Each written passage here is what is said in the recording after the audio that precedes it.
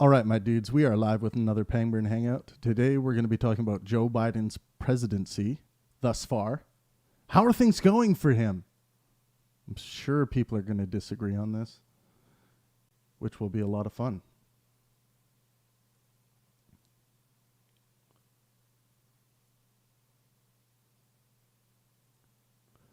Let's get some people in the room.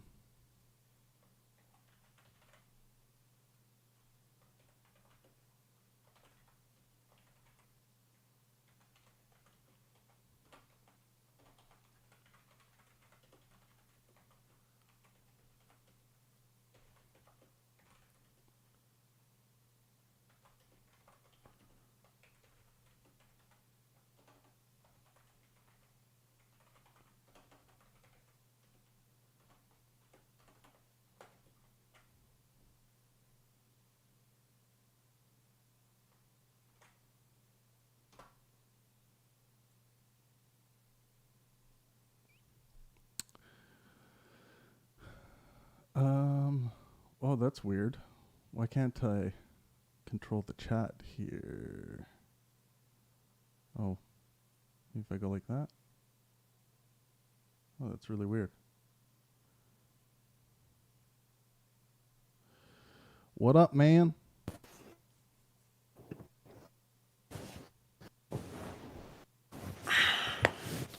You there, John? Hello, hello. Yo, yo. I'm here. Yeah, so Joe Biden's presidency so far, big miss or a big win? What do you think? Uh, I would say rather large miss. Okay. Um, although we were able to, although I don't see a lot that I didn't really predict. I will say this though, to start with a bit of positive, is that in terms of what he was elected to do, which is be more calming to the American people in terms of rhetoric and presentation, he has achieved that. Yeah. So, credit where it's due. But I think his policy is very radical. I think he's running up inflation. I think his handling of foreign affairs has been god awful. And I don't think he's in. I well, actually, It's not actually even fair to call it Joe Biden doing this. More of Biden's administration, because I do not believe he is in control like at all. I don't. I feel bad for him more than anything. But And it hasn't. do you think he's not in control because he's like getting old and losing his place and his thinking and things like that? Partially, I think it's partially like actual technical medical decay. My grandfather has Parkinson's, and it's worse now. But like I see lots of similarities from him in the early stages, and I'm not a medical doctor. I'm just saying in terms of mannerism, it's the same. But even more importantly, I really just think him as a person he's getting dominated by his staffers. Except for in this Afghanistan thing where he literally overruled every single one of his advisors to do this. So maybe I should not speak so quickly. Well, and what do you think But on what do you think on this decision with Afghanistan? I'm really torn on whether pulling out is a good idea. What I'm not torn on is the way we did it is like actually the worst possible way to do it. I think that we have this bad habit of like televising our plans like to like say, hey, we're gonna do this, we're gonna pull out by this date. It's like it's the stupidest thing ever. Just do it and then tell people. I think that leaving billions of American armaments for the Taliban to use is insane.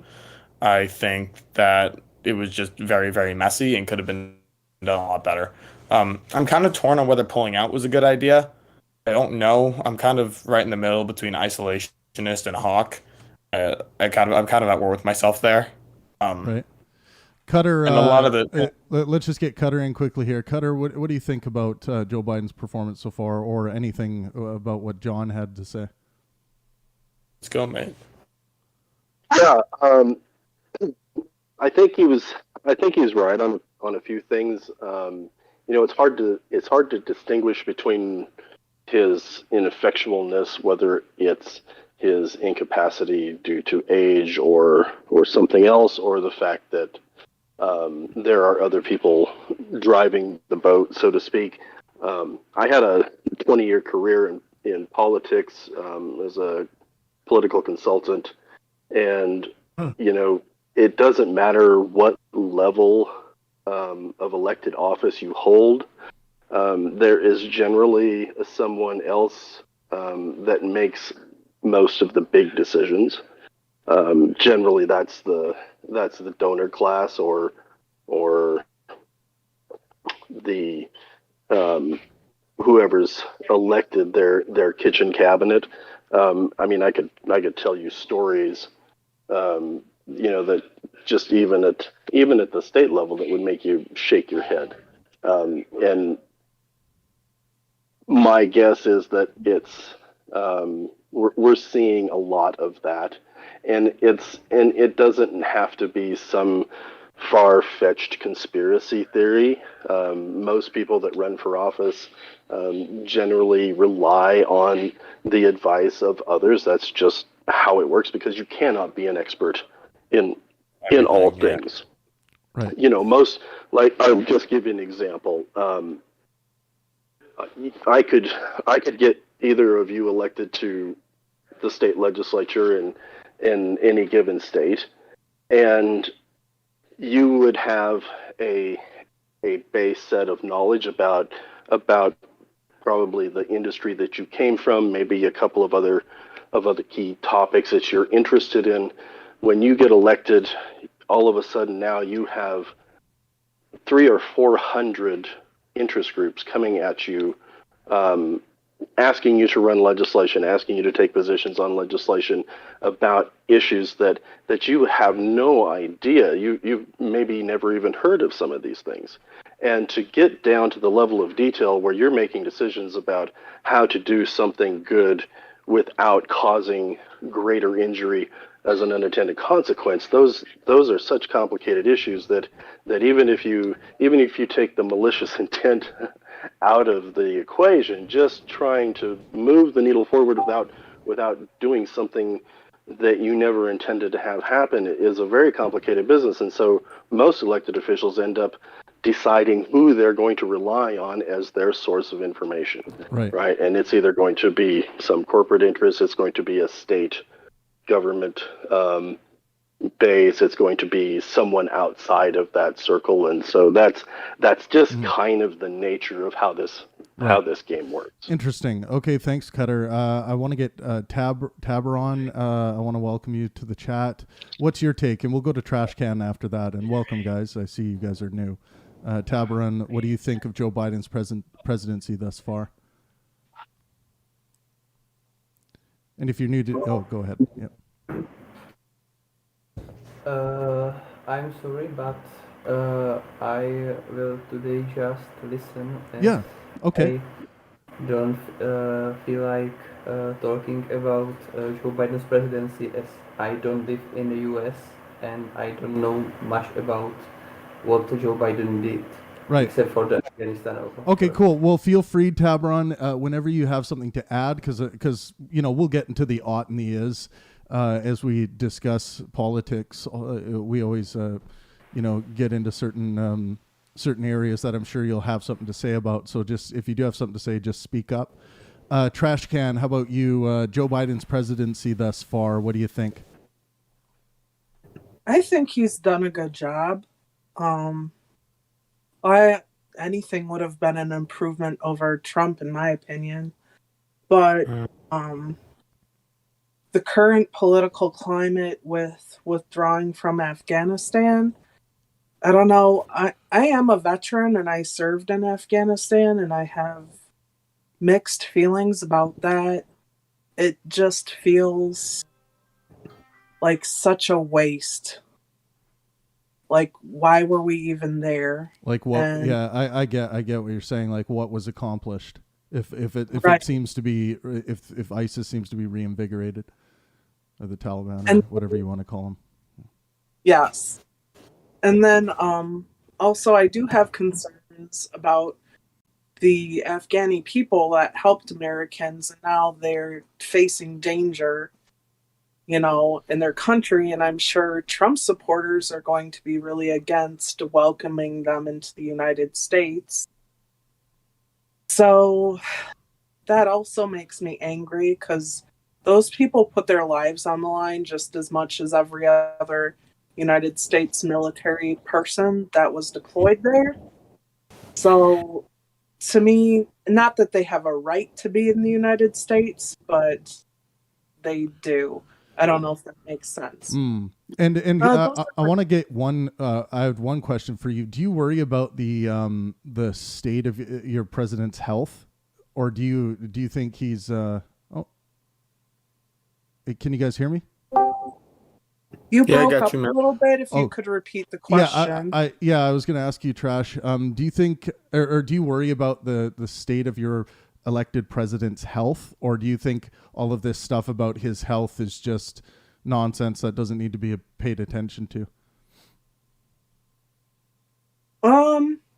I think it needs to be paid attention to. I mean, Trump was elderly as well, and he had signs of dementia. But I don't know. I kind of felt when Joe Biden was elected that he might not make it through his term, and Right. that Kamala might become the president. But I think she's fantastic. Okay. So that was another big reason for me supporting Joe Biden. Right.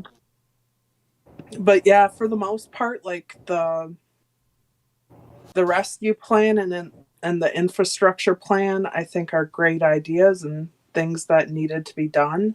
And I think he's done a very good job. Okay, interesting. Now let's open it up a bit. John, let's get your response. What do you think about what Trash Can had to say? First things first, thank you for your service, man.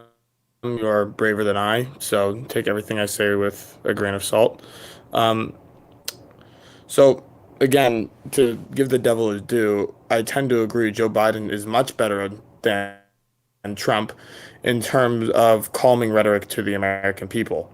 I think Trump's optics were awful for the in terms of American people liking him overall. I think he was very divisive, just like Obama was, in terms of his rhetoric, and I don't think it was good. And I think Biden is much better at that. However, that's kind of where I stop agreeing with you, unfortunately. I agree the stuff in Afghanistan is difficult. I personally am very torn on that particular issue.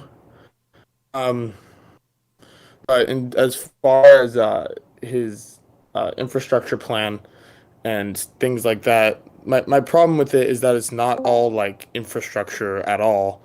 Like there's like $20 billion in there to advance racial equity and environmental justice, which is number one, even if you support it, not infrastructure, and two, incredibly vague.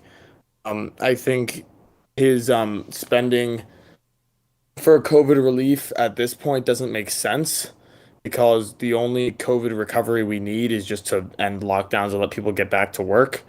And I think that sending checks to lots of people creates an inflationary or stagflationary issue that, despite the Federal Reserve's attempts, even the Federal Reserve can't downplay that that's happening.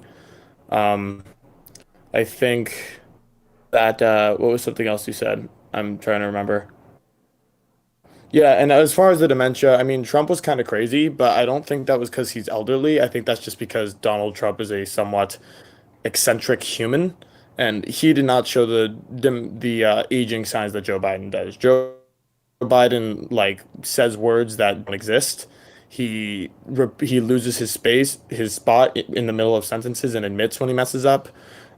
He sometimes looks like he's literally not aware of where he is.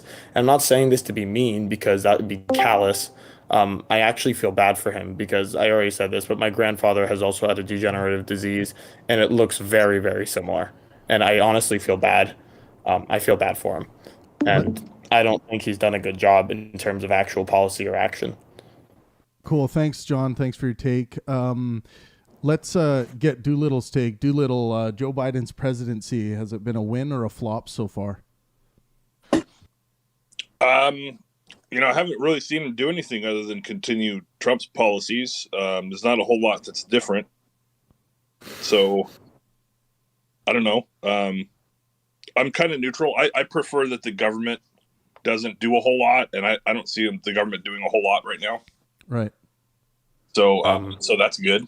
What do you think of this pullout? I've been wanting to ask you, Doolittle. What do you think about this pullout of Afghanistan?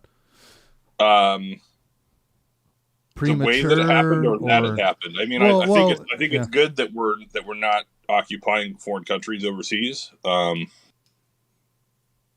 way that the pullout happened was kind of signaled weakness and gave the Taliban lots of chance to prepare to, storm the country and take it over. And so it kind of collapsed a little faster than would have been nice if it was a little more orderly. Yeah. But I mean, it was kind of inevitable that the Afghan government was probably too corrupt and didn't have the will of the people behind it. So there's not really, unless we were going to leave our troops there in the numbers of tens of thousands indefinitely, then it was just inevitable that eventually the Taliban takes it back, unless we were willing to just wipe them out. But that's not something we had the will to do. So should they be wiped out? I don't know. Yeah, I don't know. Well, let's all think about that. Yeah. And if any, go ahead, Cutter. You got something? Well, I think it's hard to distinguish between a group of people and an ideology, and you can eliminate a group, but it's hard to eliminate a worldview, so to speak, right? And I think that's the reason that you don't generally see success in some of these nation building regime change exercises, because you're essentially drawing from the same pool of worldviews when you replace one group of people that are going to govern that society with another group of people. They're all coming from a similar worldview, and so it doesn't seem to be a sustainable model. You can prop things up for a while, but in the end, they always revert back to that original nature and that original state. And then you can argue whether or not that's good or bad for a particular group.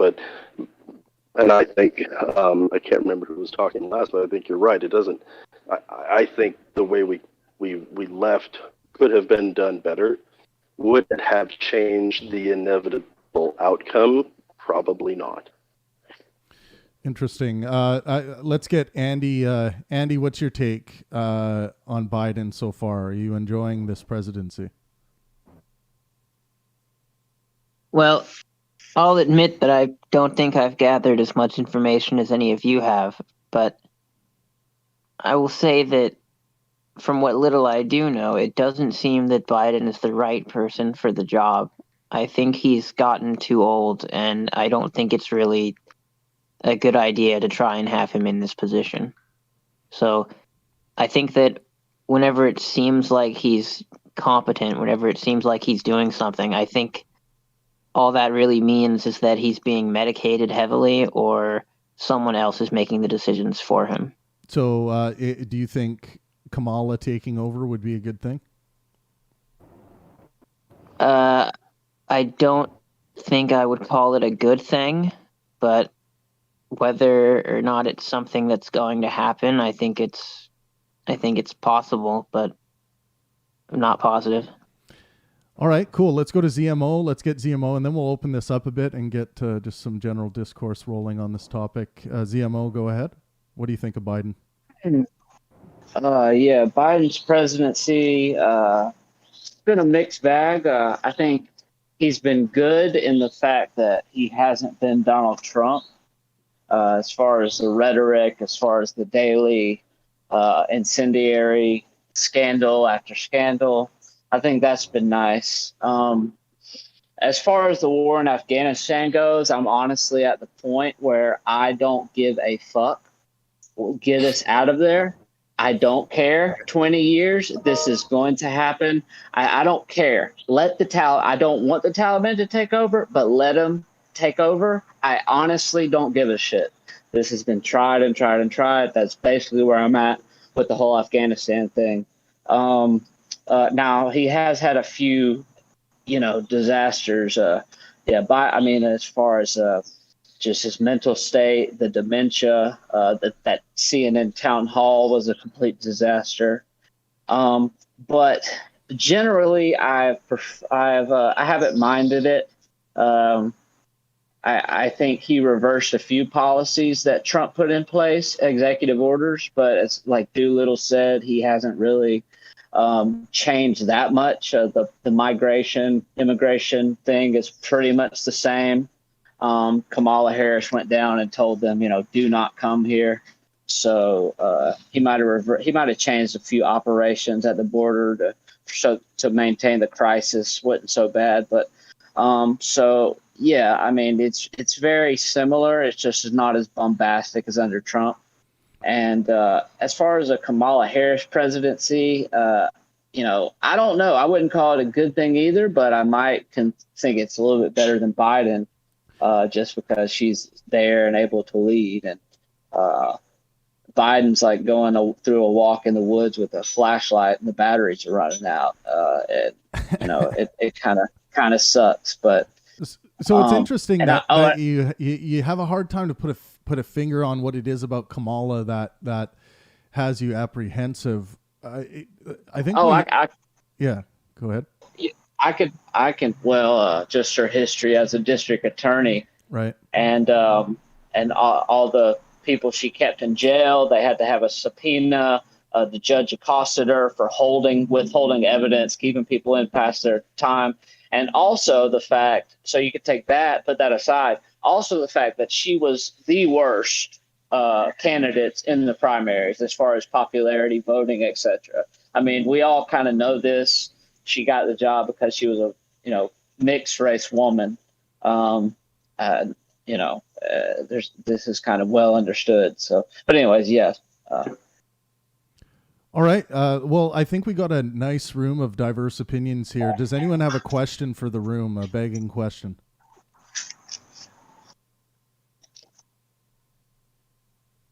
Yeah, I got one. If nobody else fly does. out. Okay, so I see Fox News very eager to blame Biden for a lot of things, and this is understandable. This is kind of how politics are in this country. And there have been a lot of things going on as far as the economy, the lumber. We heard about the lumber prices going up.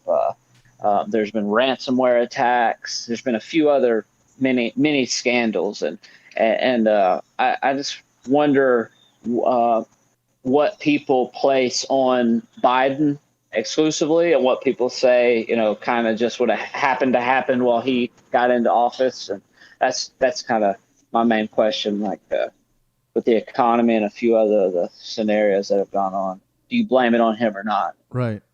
Yeah. And another question, I want to get Nivik and Jimmy's take quickly here. And then what I kind of want to ask is, do you guys think, Joe Biden is kind of capitalizing on any foundations that the Trump administration has laid down, or do you see Biden, eradicating policies that were put forward and created?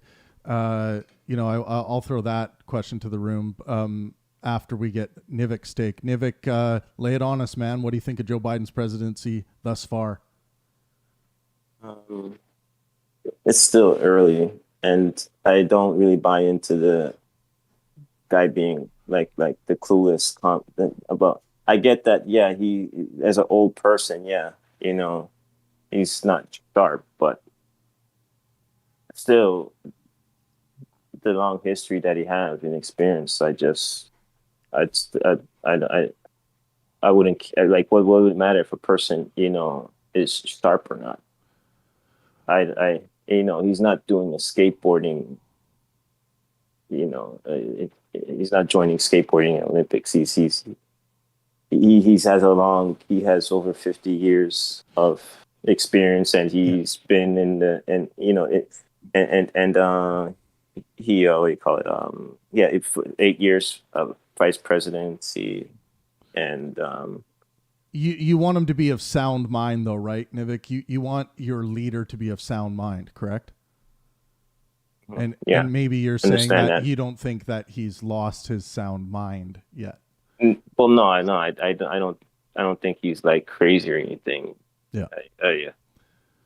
I can understand. I can understand him being sharp, but yeah, still, I mean, like he's the type of experience that he has in understanding things of foreign affairs and just been in government in such a long time. I'd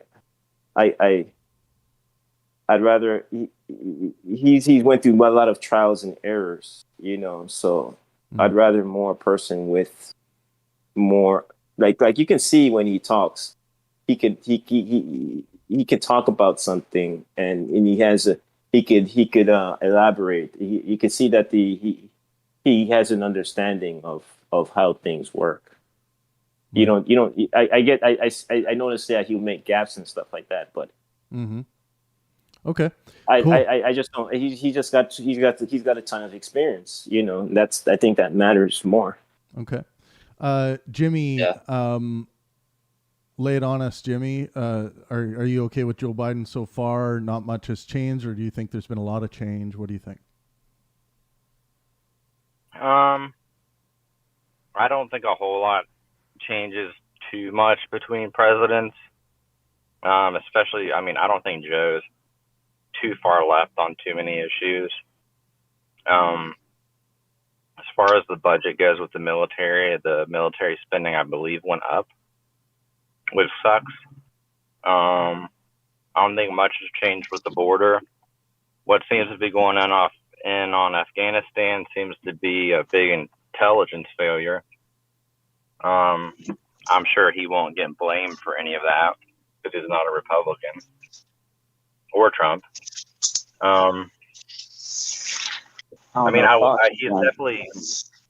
He's definitely not of sound mind. I think most people recognize that. I know I'm sure he's getting help from his cabinet and his team and everything. So I hope the people behind him are very confident individuals, or competent, excuse me. It's probably too early to tell. I'm definitely glad that he has been willing to spend money during COVID. I think that Trump probably would have spent the same amount of money to help people out of work and stuff. So I guess time will tell. I'm not going to judge the guy yet. So. Yeah. And do you guys, is there anyone in the room that thinks that like the Trump policies were so bad that they had to be, taken out as soon as Biden got in the office? But, they, like Doolittle was saying, he doesn't see that much has changed. Do you guys agree with that? Let's open this up a little bit. I more see Trump as a figurehead. I don't really see him I'm torn between seeing somebody that has an understanding of policy that's on the right. So like, at least when you hear them talk, you know what I mean? They can go in depth and he's like, okay, yeah, that makes sense. You know what I mean? It's like, I don't want to see a person go up and perform, and act. But the thing about a more competent person is like, if they wanted to do anything negative, they could more be capable of doing that and getting away with it. If Trump was trying to do that, he could make a mistake and make a gaffe or something like that. So it could be seen. It could more be seen. So. And is anyone here, like a lot of your Americans who are in the room right now, are you guys happy with these results? Like the two, like Biden as your president and Donald Trump as your president? Do you think these are the ideal candidates that you want to see with regards to age, intelligibility? Absolutely not. There should be a president. This is ridiculous. The I thing see. is with Yeah, with go. I see. Let's elections, let Trash everything go, and then we'll go ZMO. Go ahead, Trash. okay. So absolutely not. I don't think Joe Biden or Donald Trump were ideal candidates. With age, with morals, with most things. However, to be elected in this country as a politician, even at a low level, I feel like you have to have an amount of dirt. Like, you're just a dirty person who can be bought and sold. Mm. And Do you guys agree with that? I think the Yeah, I two-party think so. system now. Oh, did I interrupt somebody? No, go ahead. I think the two-party system now is so what's the word I'm looking for? Hey guys, just a quick thing before Jimmy finishes. Just make sure you're muted in between. We're getting bleed from people's mics. So thanks.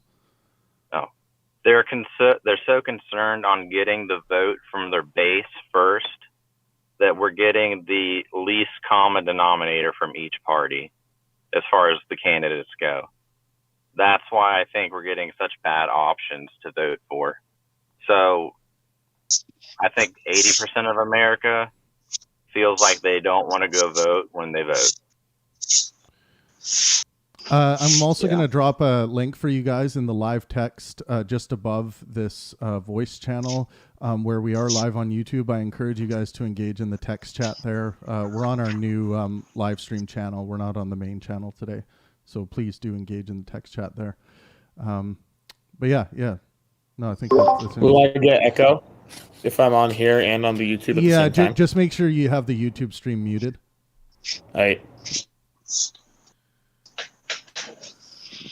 Okay, yeah, Travis, what was the last thing? Cutter's got something. Cutter, go ahead. Oh, sorry. Yeah, I would agree with the last caller, and it's hard to get the kind of candidates to run for public office that we all would like to see. And part of it is the sausage grinder that everyone has to go through to become a candidate. The other problem is that the base of each party tends to elect the most strident of its base. That's how you get through the caucuses at the local levels. That's how you get through a primary. And then everybody has to run to the center in order to win a general election, to appeal to the unaffiliated vote. And most people who are the people that we would like to see run for office, and I've tried to recruit many people in my career to run for office. They say I wouldn't do that if you paid me. They don't want to go through that. They don't want to drag their families through that. They think that the process is somewhat ridiculous in the first place, and they're happy just to try to keep their head down and stay out of trouble and not worry about it. So we see there's three kinds of people that run for office. There's the people that need validation, that want someone to tell them how smart they are, and as soon as you throw your hat in the ring, you have people surrounding you telling you what a wonderful person you are and your ideas are the best. You have the people that are retired who have nothing better to do, and they have a cause that they want to promote. And then you have the people that in some cases being in politics is the best job they ever had and probably will ever have. And as they start running for school board and the legislature, every legislator at the state level looks in the mirror and sees a president, right? And so then you're generally getting the people running for office who are running not necessarily for the right reasons that the rest of us would all like to see them run for office for, and it's just an inherent part of this system, and I don't know how you change it. I don't know how you eradicate those things from the process. Yeah. Interesting. ZMO, make sure you mute in between, please. You don't think a messy process is good, though? It makes people work out their differences. You don't want it's good to have a lot of it could be a good thing to have a lot of conflict. I have a comment. The conflict is definitely the best part of the process. I mean, Winston Churchill said it the best: democracy is the worst form of government there is, except for all the others. And if you can, the only thing you can believe in and have faith in is that process, because at the end of the day, you hope that somehow the process will filter out all of the worst qualities of whoever is bringing something to the table. Let's go Trash Can, and then Yeah. I want to get Geno Watchman in. I've been trying to get. Yeah, in. we'll go Trash Can, ZMO, and then we'll go to Gino. So, I see a lot, especially in higher government positions. The United States almost has an oligarchy now. Like, you see the Bushes, the Clintons, the Cheneys. Like, that's their family legacy, is to be in government office, and that's not really what elected officials are supposed to be. And also, elected officials, that's not really supposed to be a career. It's supposed to be, someone from the general population who knows what the problems are in American society, get elected, try to change those and better the society.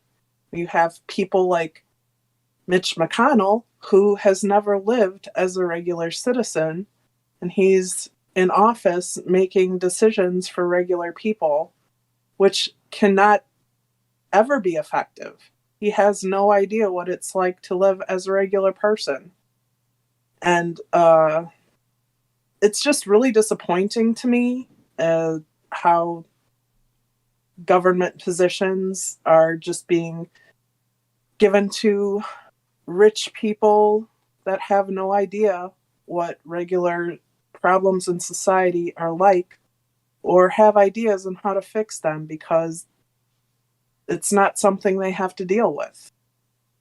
Yeah, you're right. In the past, that's what America was trying to flee from, that type of false representation of an elite in developing a democracy that represents the people, of a representative coming in, representing the people. And it's kind of like what America was fleeing from. It never really, it was always running from that. It was always running from that, its past of that type of inequality system, and it brought remnants of it with it, and it never quite escaped it, and it's always been having that type of battle, that type of colonial imperial mindset battle. Yeah, Nivik, I think you're right. If I could cut in for just 1 second, I think this kind of speaks to a deeper problem, because who do we have to blame for that? Who do we have to blame for the fact that we have politicians like Bernie Sanders or like Mitch McConnell who have never held a job other than public office, and we keep voting them in anyway? That's a problem that we keep facilitating this. It's also that they allow corporations to donate unlimited funds to who they want to represent them. Like, it's not only the voting system, it's campaign finances. I mean, it's a complex problem. It's not just one thing. Well, we can get into the whole Citizens United debate on money and politics, but what I'm saying is that no matter how much money a politician has, it still comes down to what we're voting for, and we continue to vote for this. And they can have all the money in the world, and they can say or propagandize however they want, but it seems for some reason we're dead set on voting the same people in over and over and over again, which leads to this oligarchy. We do it to ourselves. And I think it's because we're so craven for stability, we're not willing to take a risk by changing the guard often enough. That's my personal theory. I don't really know how to change that, but it feels like a pretty deep issue. Yeah, Whoever was I'd It like is to very jump in deep. here. Yeah, I'd like to jump in here. Yeah, I agree. I agree completely with the whole oligarchy.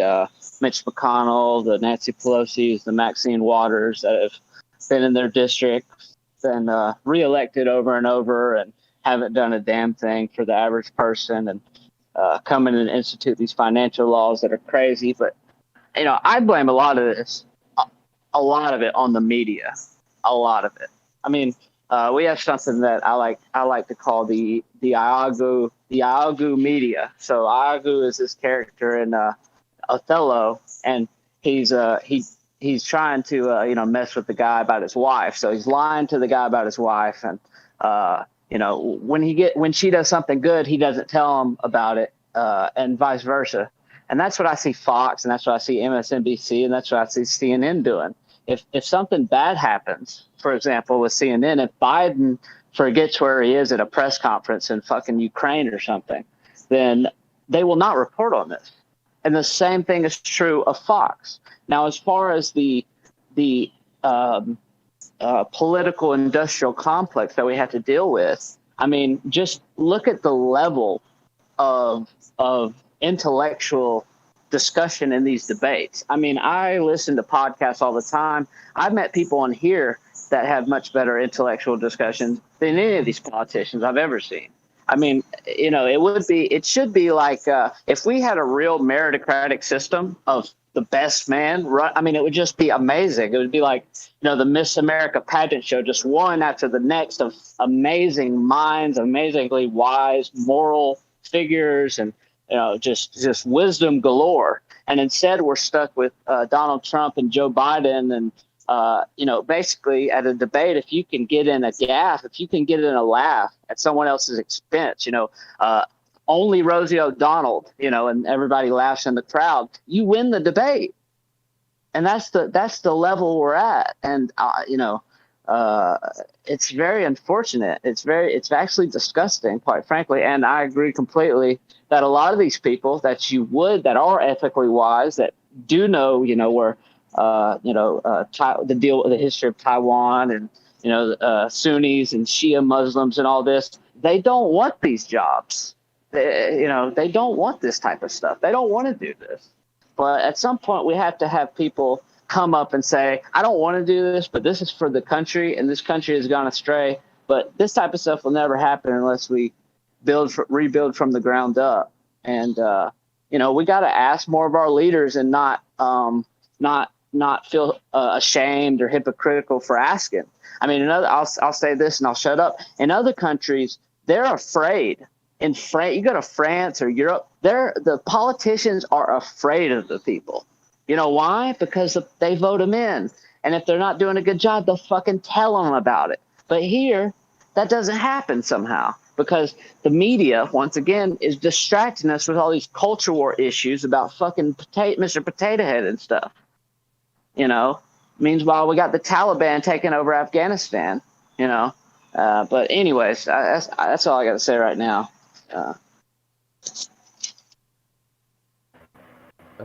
So yeah, I completely agree with this, but I think there is a problem because I don't think you can make a system where money won't give you a significant advantage. I don't think it's possible, and without this, you won't solve the problem. There's a saturation point to money, though. There's only so much you can put in, and you need votes, ultimately. But Yeah, without money, you won't even get to the point where you can be voted for. Yeah, I understand. You need a ton of money, but I'm just saying, like, it gets to a point where you could, if that was the case, Bloomberg would have won, right?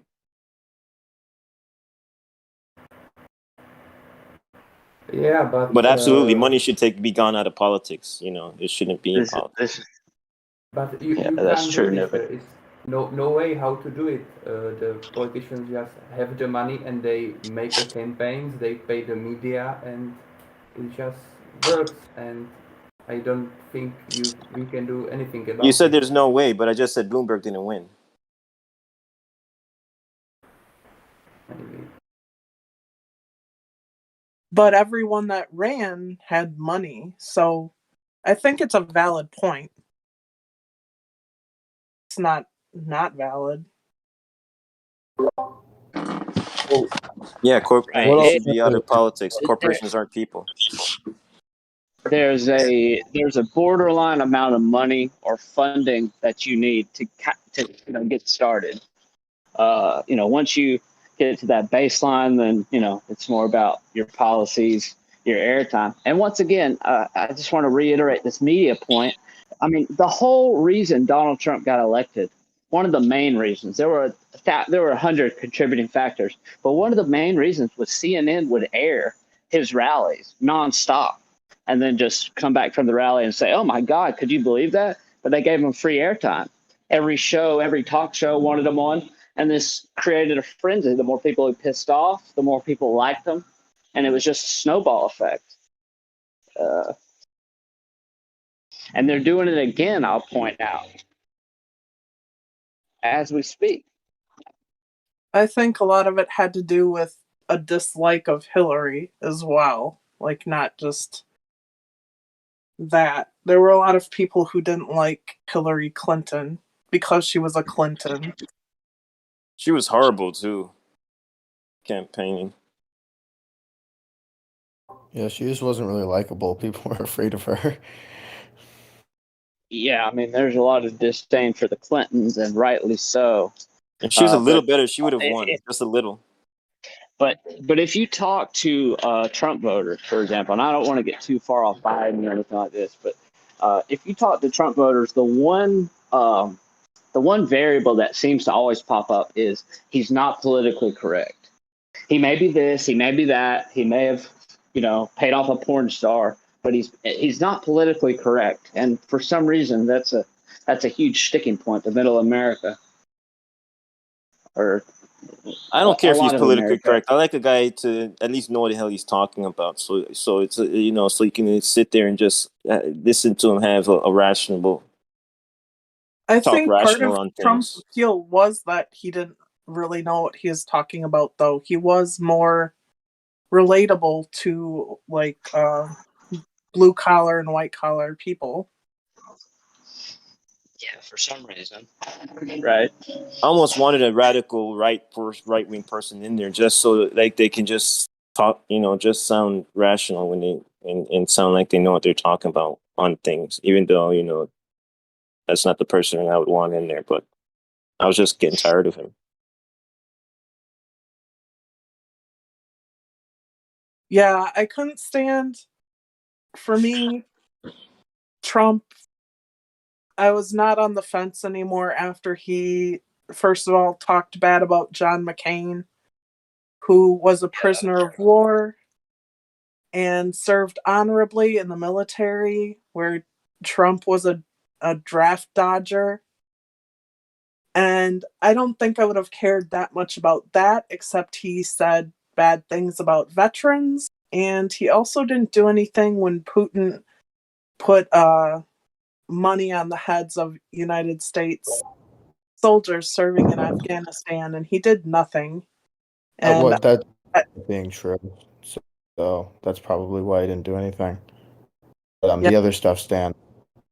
I mean, I didn't like him before that, but after all of that, I just couldn't support him with a good conscience, like in anything. Like, no. He was a draft dodger, and he was bad mouthing he was bad mouthing John McCain after he had died. So I don't He's know. too divisive. Classy. Yeah, he's way something too divisive. like that is. Yeah, I mean, criticizing a person who ran for the ticket of, Republican president, and two, who's a veteran.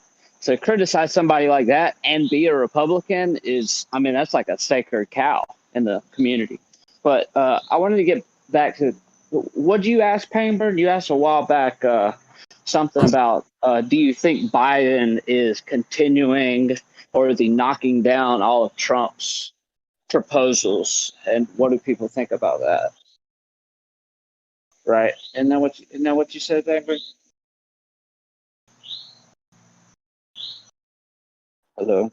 That is what he said, but he might be away from his computer. But that is what he said. Yeah. Do y'all think? What's y'all's opinion on that? Do y'all think he's just revoking everything, or is it still kind of the same, or what?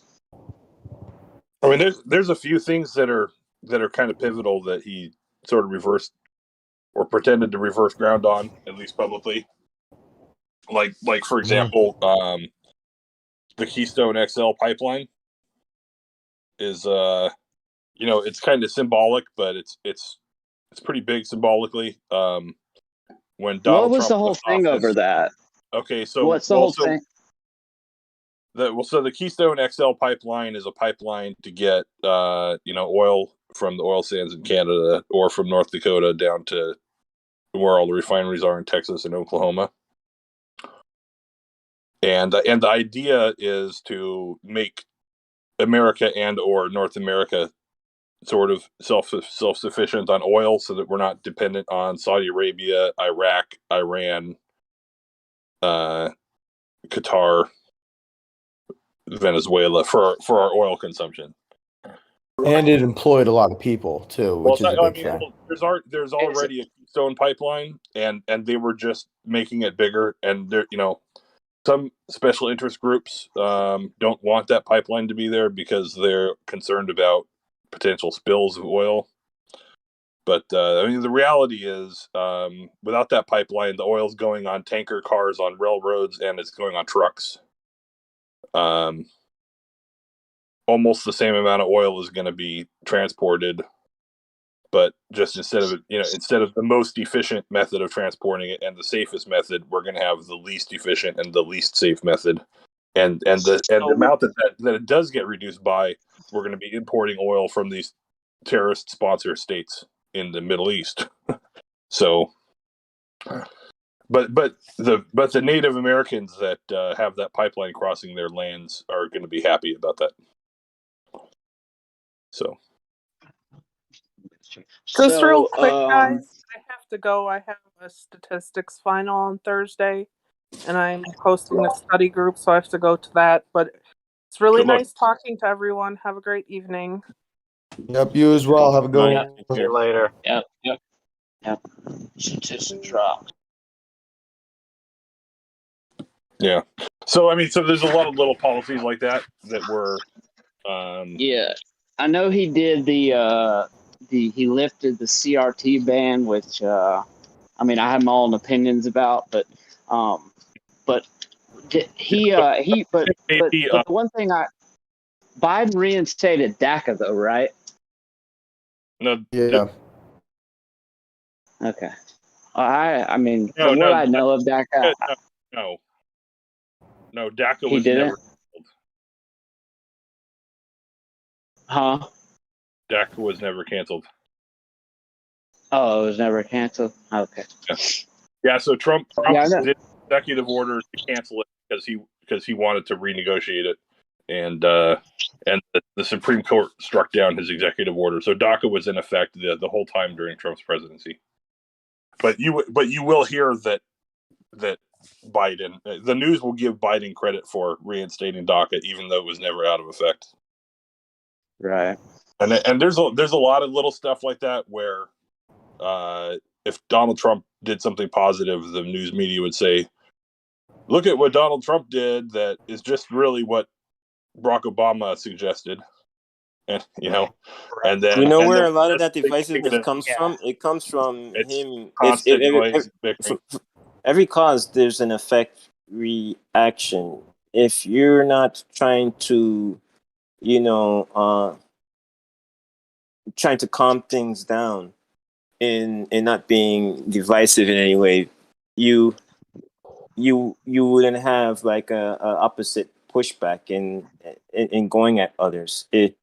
It'll get very rocky, you know, when in the US when you're very volatile and you're attacking. It's like it's a big pendulum. It's just a pendulum swing, you know, and when he gets this is the guy that says I can shoot somebody in the face in the middle of Fifth Avenue and get away with it.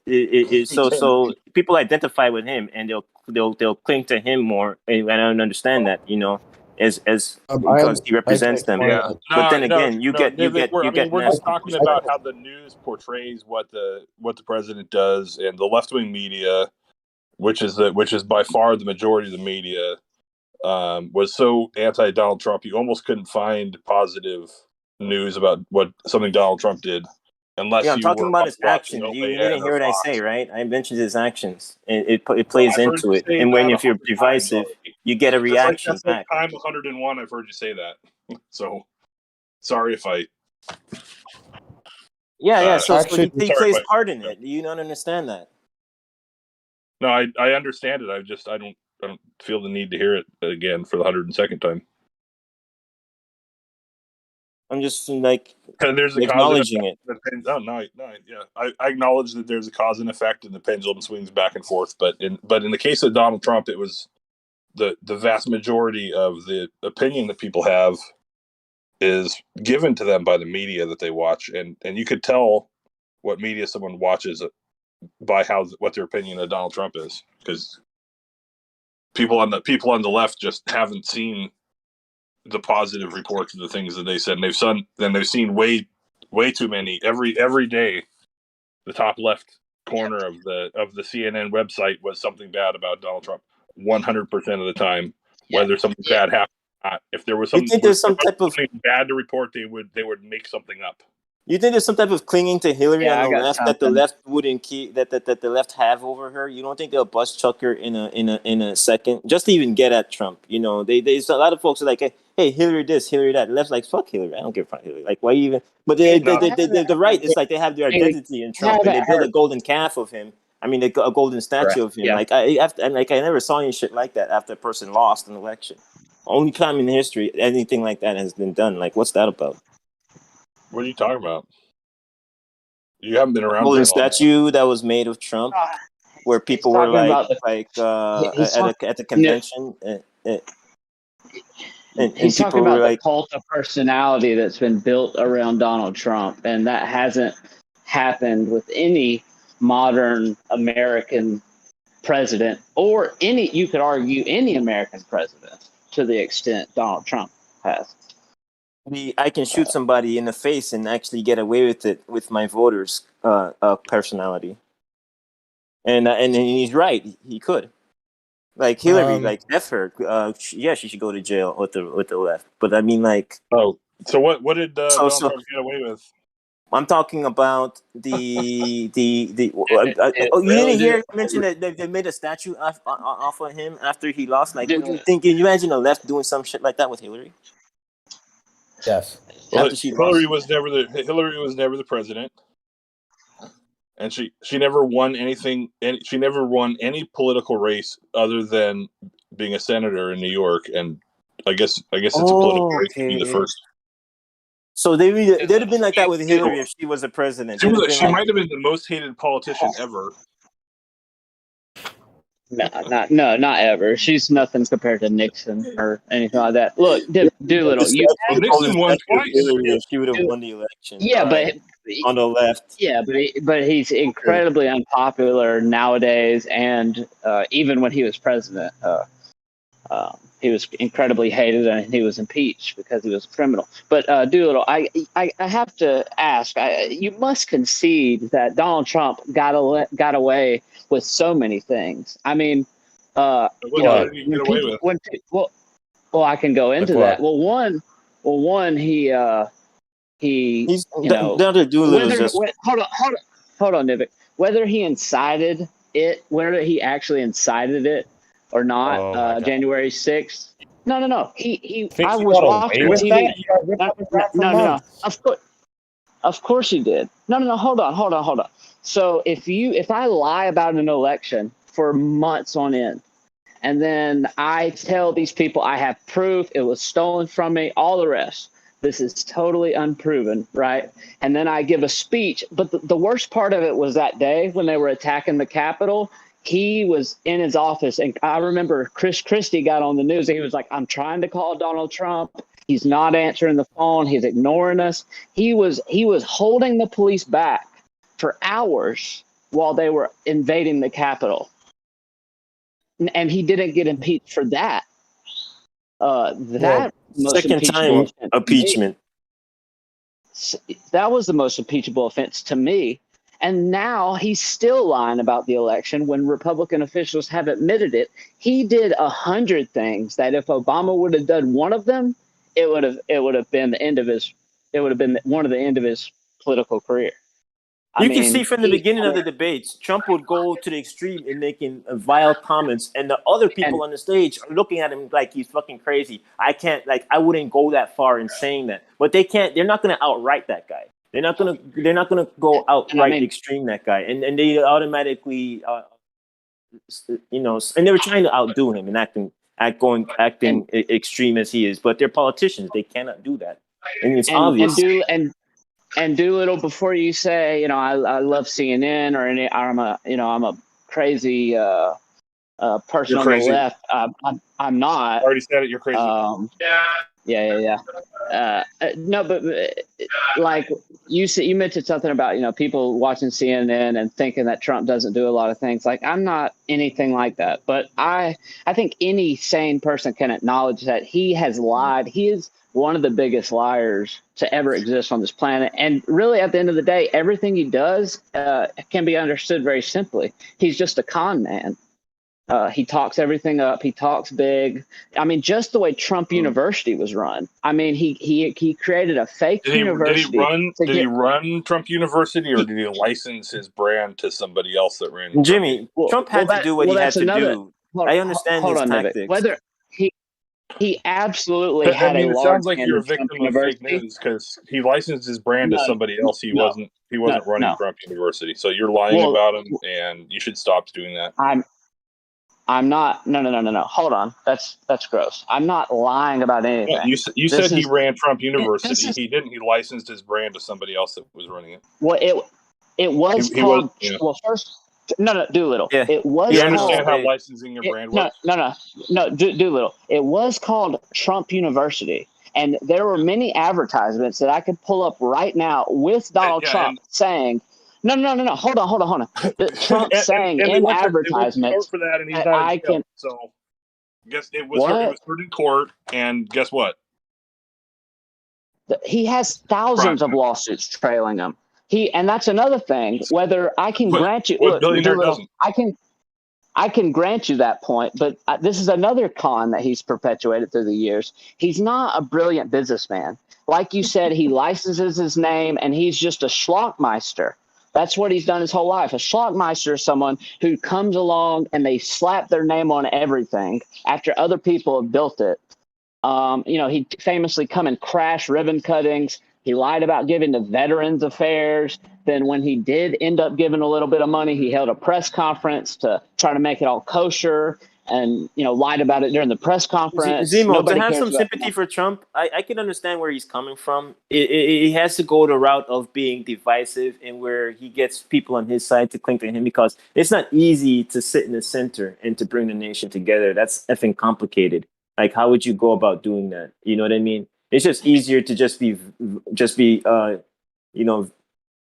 be extreme and vile and be divisive and just have your side on one and people will just they identify they see their identity in you, so they'll cling to you.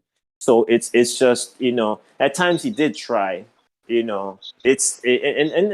honestly, yeah, I mean if the country's so divided, he was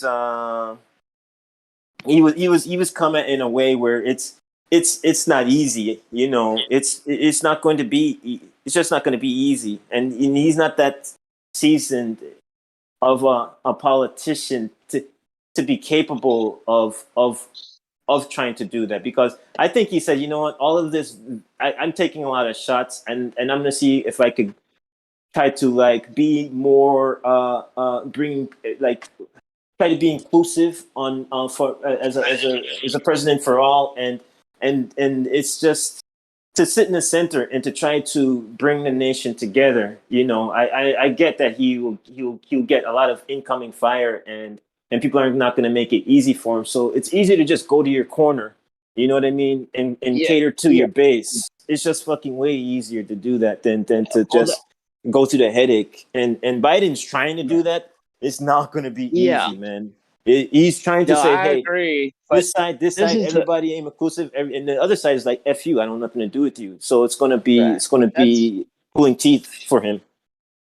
Yeah, that's a good point, because one of my main criticisms of Trump is that when he got elected, he was when you get elected president, you're supposed to be the president of the United States.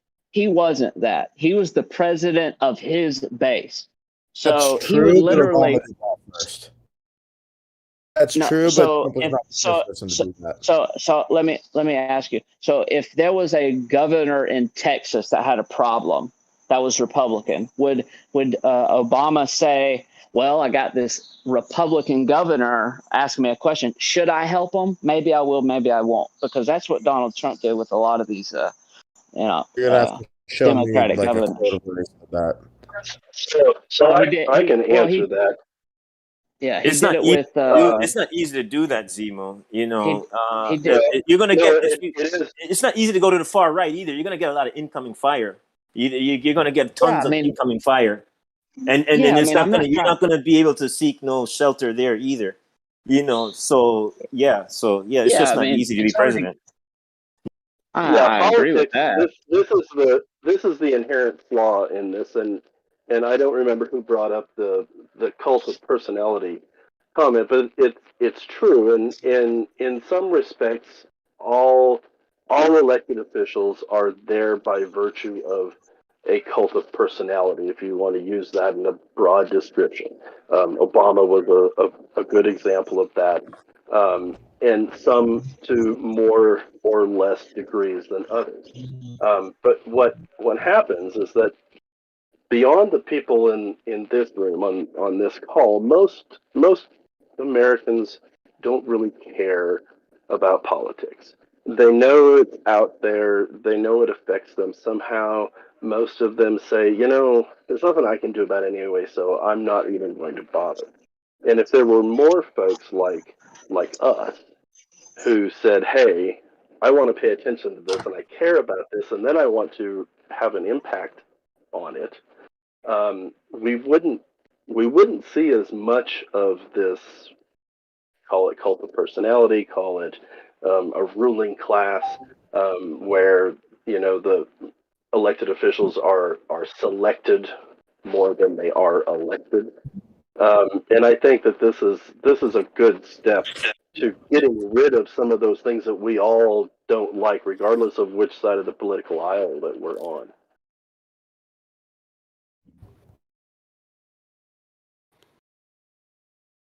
Yeah, I agree. I agree with that. I just came in. What are we talking about? We're talking about the Joe Biden presidency. There's some oh my God! Some people are so deranged that they have to talk about Donald Trump during a discussion. I thought we were talking about Trump. That's exactly why I asked, because I wasn't sure if we were talking about Trump or not. Oh no, we always have to talk about Trump. What are we talking about? We're talking about Biden's administration and whether we're talking about We've been talking about do you mean former Vice President Joe Biden? Former Vice President Joe Biden. Bo Jiden? Yeah. What's the implication? Now I'm curious. Bo Jiden is what, Obama 2.0? Terrible foreign policy? Yeah, that's where we are. Very bad foreign policy. Also, we're talking about how their entire the first executive order that he signs is the fucking LGBTQ diversity, equity, and inclusion Olympics, like that sort of stuff. Yeah. Yeah. Oh, We're that's just talking that's about just the fringe elderly stuff, man man. that has clear senile cognitive decline, and he's totally the one ruling the world power right now. Like he's totally the one and that's making the America is a decisions. ship. America is a ship Yeah, without a rudder right now, and as Well, I a don't believe libertarian, that makes me happy. I don't believe that at all. Yeah, the Oh, it has a About the rudder. dementia, No the fucking dementia rudder. is the elephant in the room, for sure. Yeah, I think it's cruel what we're doing to former President Joe Biden or Vice President Joe Biden. Like it's cruel that we're parading this man in front of the world stage with his cognitive decline. Like a former vice president should be like able to be like treated with dignity and cared for, not paraded for his cognitive decline. It's really bad. I agree. Feel bad. Yeah, I mean, this goes back to what I was talking It about does earlier. feel that the people that are elected are not the people in charge, and it doesn't matter whether it's the president or on down to any other elected office. They're the people who are elected are not the people calling the Then shots. who are in charge then? So I wouldn't let Then who's in charge? I wouldn't let Bo Jiden watch my dog. You know what So I mean? who's in charge? Let alone. The New World Order.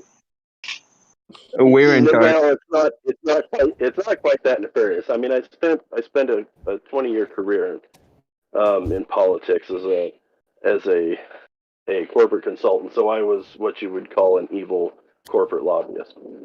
And it's generally there are three groups of people that really drive the ship. There's the donor class, the big money, and we can talk about corporations giving money and rich individuals with PACs and all of that.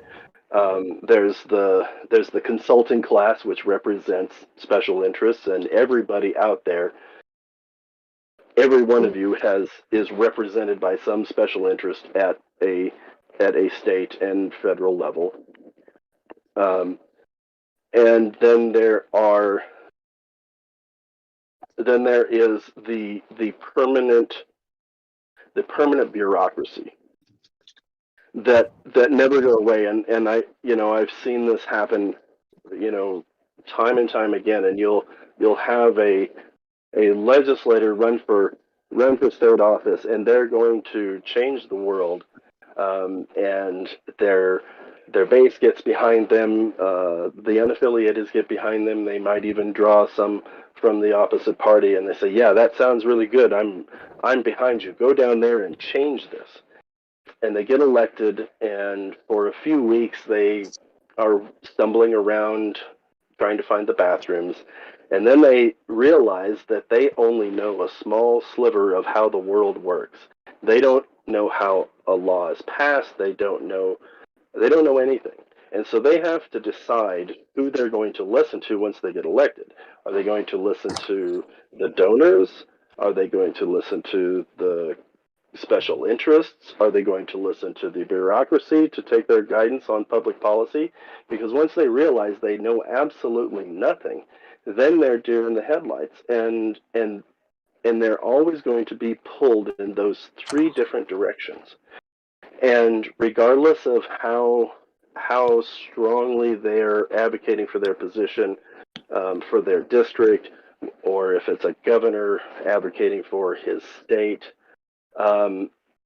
as much as they want to try to change things, those three constants never change, and so they can kind of push around the edges and around the margins here and there, but they never can make the big difference that everyone elects them to go make. And so then the electorate looks at that and they say, hey, you didn't deliver on your campaign promise, I'm going to get somebody else that will. Or they say, hey, I didn't elect you to go cut a deal with the other side. You were supposed to drive your stake in the ground and not compromise. Out you go. And so if in order to make good public policy, you have to have both sides of the aisle coming together and figuring out what's best as a whole. And as soon as an elected official does that, the base gets just bent out of shape, and they go, well, we're going to get rid of you, and I'm going to get somebody that goes down there and pounds their stake in the ground. And then what you've done is you've elected somebody that none of the other elected officials will listen to at all, and they just dismiss them. And so then, rather than being able to build coalitions and work together, then they're just one voice in the wilderness going, hey, yeah, but and there's no way to eliminate those three components of voices, whether it's the permanent bureaucracy, whether it's the donor class, or whether it's the special interests coming in. Those are always going to be there, and how you navigate between those three to make some good public policy is a challenge that most people don't understand when they run for office. And if they do understand it, it's what keeps good people from running for office in the first place. How do we value your perspective when you self-labeled yourself as a selfish propagandist? Ignore that. Ignore that. Don't listen to Villain. He's a troll. Well, who do you think is No, that's a legitimate question. You self-labeled yourself as a 20-year lobbyist. Yes, and I'm retired now, and I don't have a dog in the fight, so to speak. And I'm just giving you the perspective of what I saw in my career over 20 years. But I think, let me defend you there. If you're a lobbyist and you spent 20 years in the industry and you're saying something bad about your industry, or the industry that you came from, that's the most credible kind of testimony. The kind where someone with experience essentially is self-deprecating. No way. Well, when somebody like did a whole Dylan. career and they cashed out, like they have no moral agency to rely upon. Well, but I mean, but if he was saying, "Oh, there's nothing wrong with lobbyists," and I was one, then that would be incredible. But he's saying that they have an undue amount of influence over politics, and he knows firsthand because he was doing it. But the thing is, he spent 20 years involved in it, so his ability Why are we making to this about determine him? I don't get his it. ability to determine reality is corrupted. Like his perspective of reality is not valid. One at a time. Like he made his choices for 20 years. Like that's going to affect how he sees reality. Villain, I acknowledge what you're saying, but if he would have been in there for like 16 years or whatever, and like he told us he had like a come to Jesus, and like he abandoned it all and like sacrificed his well-being, and like attack the person. Don't go into religion. Don't go down that road. Villain, stop it. Don't attack the person. Now, if you don't like him because I'm tired of this attack on me and. But the information he's giving you is valid because you don't like what he did for a living.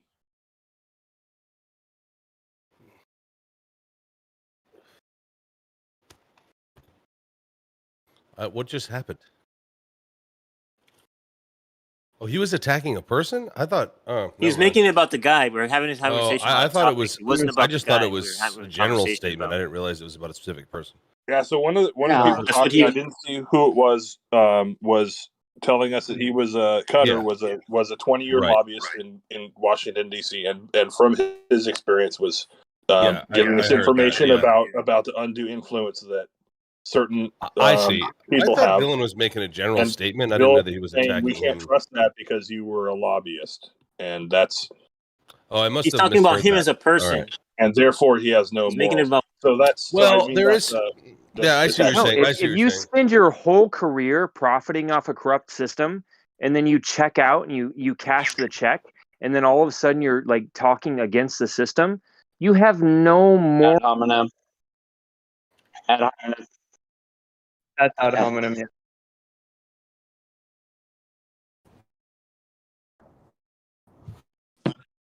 I mean, if you're gonna the claim that someone is unbiased or not, that's clear. We're not all unbiased, but there's something to be said around like a person's career in the very specific field of which they are condemning, which in some cases that gives them some extra credibility. But in other cases, I can understand a little bit of the, just trying to sit in his corner a little bit. Like he's not totally off. Yeah, yeah, you could do it in a tasteful way, I think. But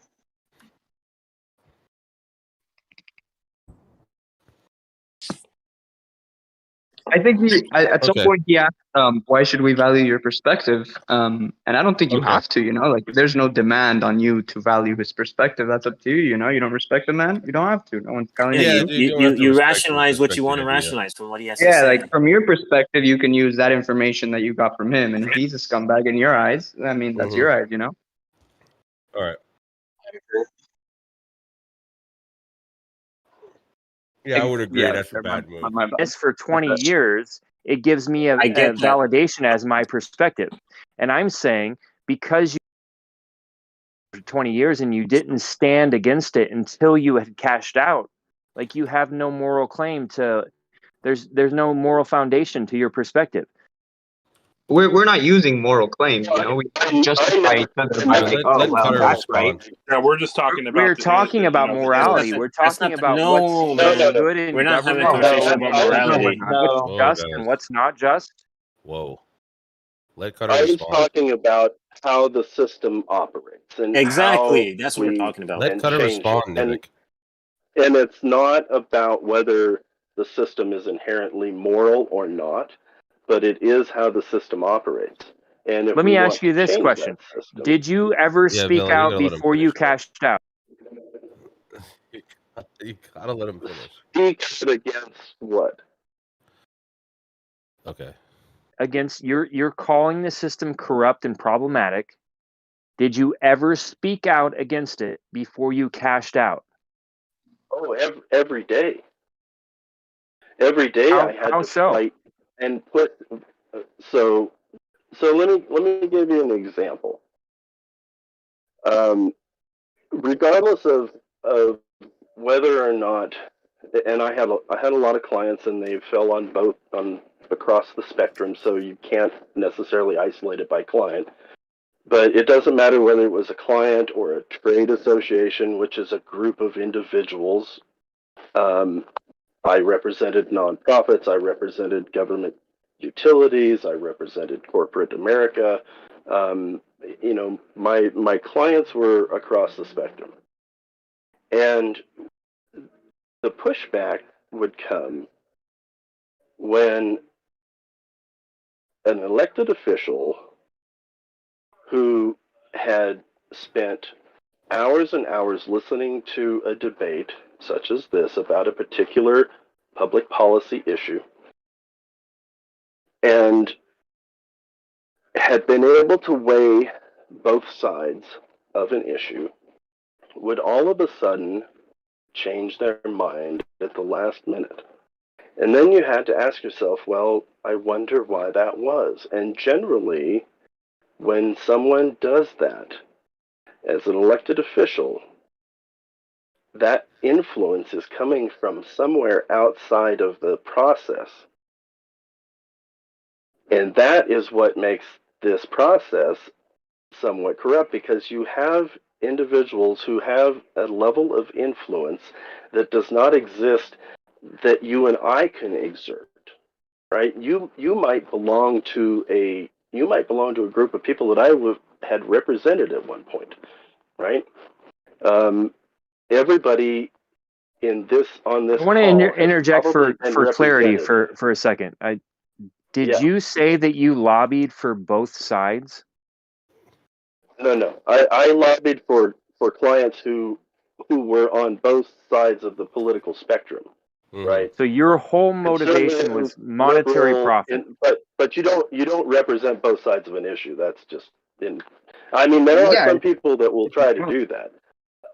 And sometimes they actually get away with it. Am I incorrect in understanding that your whole motivation in influencing the political realm was your personal monetary profit? No. Well, it's companies. No. People he worked for. I was there to represent a client. Yeah. And a client is and on any particular issue, and I represented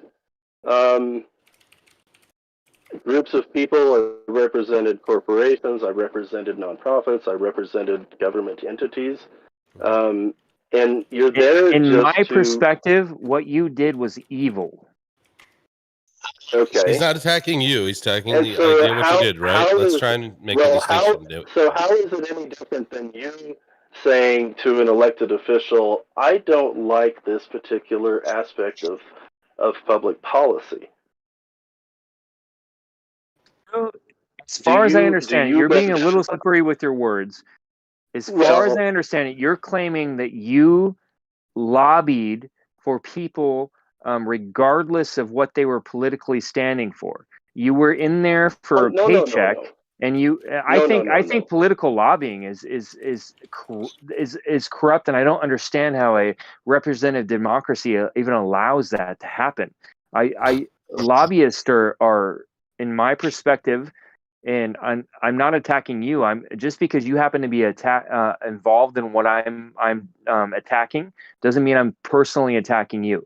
Lobbyists are scum, and the fact that you're claiming that you represented people on many different positions tells me that all you were concerned about was a job and making a paycheck. But you're entering into a career field where it is affecting the well-being of not only individuals but a whole nation. It's evil. Yeah, I don't think you're holding a. I think Cutter responds. If you want to have your voice represented, then everyone has that opportunity. Some people band together, and because not everybody has the time to go down to a state capitol building or Congress and sit around all day and listen to these people talk and wait until they make some decision and then say, hey, you shouldn't have done that because this is going to impact something adversely. And those did you buy them lunch? Did you buy them vacations? That's beside the point. No, that's not beside the point. You're talking about how not everybody has the ability to influence their politicians, but everybody should have an equal ability to influence their politicians by one man, one vote. But the lobbying structure changes that, and it brings money into the situation. Did you gain access to politicians by buying them food, by buying them like vacations? I agree, and I said my thing, and he hasn't responded to it yet. I'll shut up. That's my question. Did you do that?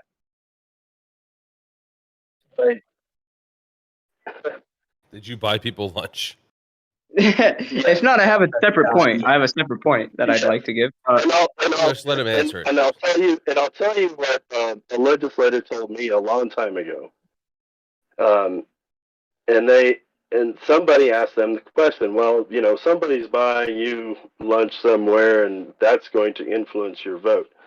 And this legislator told me that if I can't go out and eat your steak and drink your whiskey and vote against you tomorrow, then I shouldn't be here in the first place. And did you buy them vacations? True. Did you buy them vacations? Oh, no. You said one question, dude. No. I mean, that's sort of like there's some of that stuff that happens, but the point is that that my point is. You said that happens, but you didn't do it. No, because my clients don't play that way. Once again, you're not attacking the argument. Anyway, I think we need to move into something more. He's not on trial here. That's what I mean. Exactly. Yeah. Yeah. Go ahead, Doolittle. I mean, if I can get a minute to talk, I have a little bit of defense of lobbying from the perspective of somebody that sees it as maybe a necessary evil, and what value it provides to our society. The senators and representatives that we have that are writing federal law have a limit a physical limit to the size of the social network that they can maintain. The number of people that need access to provide opinions and speech to those in Congress is far vaster and greater than the load that the system can give out. Like we can't our system can't give access to everybody who wants to go meet Nancy Pelosi to tell her what they think about should go into the next piece of legislation, or what what we need in terms of funding for roads and bridges, or what the Native Americans want for their tribal lands, and how they want that interaction to go. So it's like there's all these different issues, and there's only a few limited number of access points to these people, and the limit to those the size of the limitation of the access point is because those are actually people that we have to try to communicate with. And so rather than every person who wants to meet Nancy Pelosi having to go through the process of meeting her, we have intermediaries that she has a network with already, and I would say all of the politicians in Washington have a social network.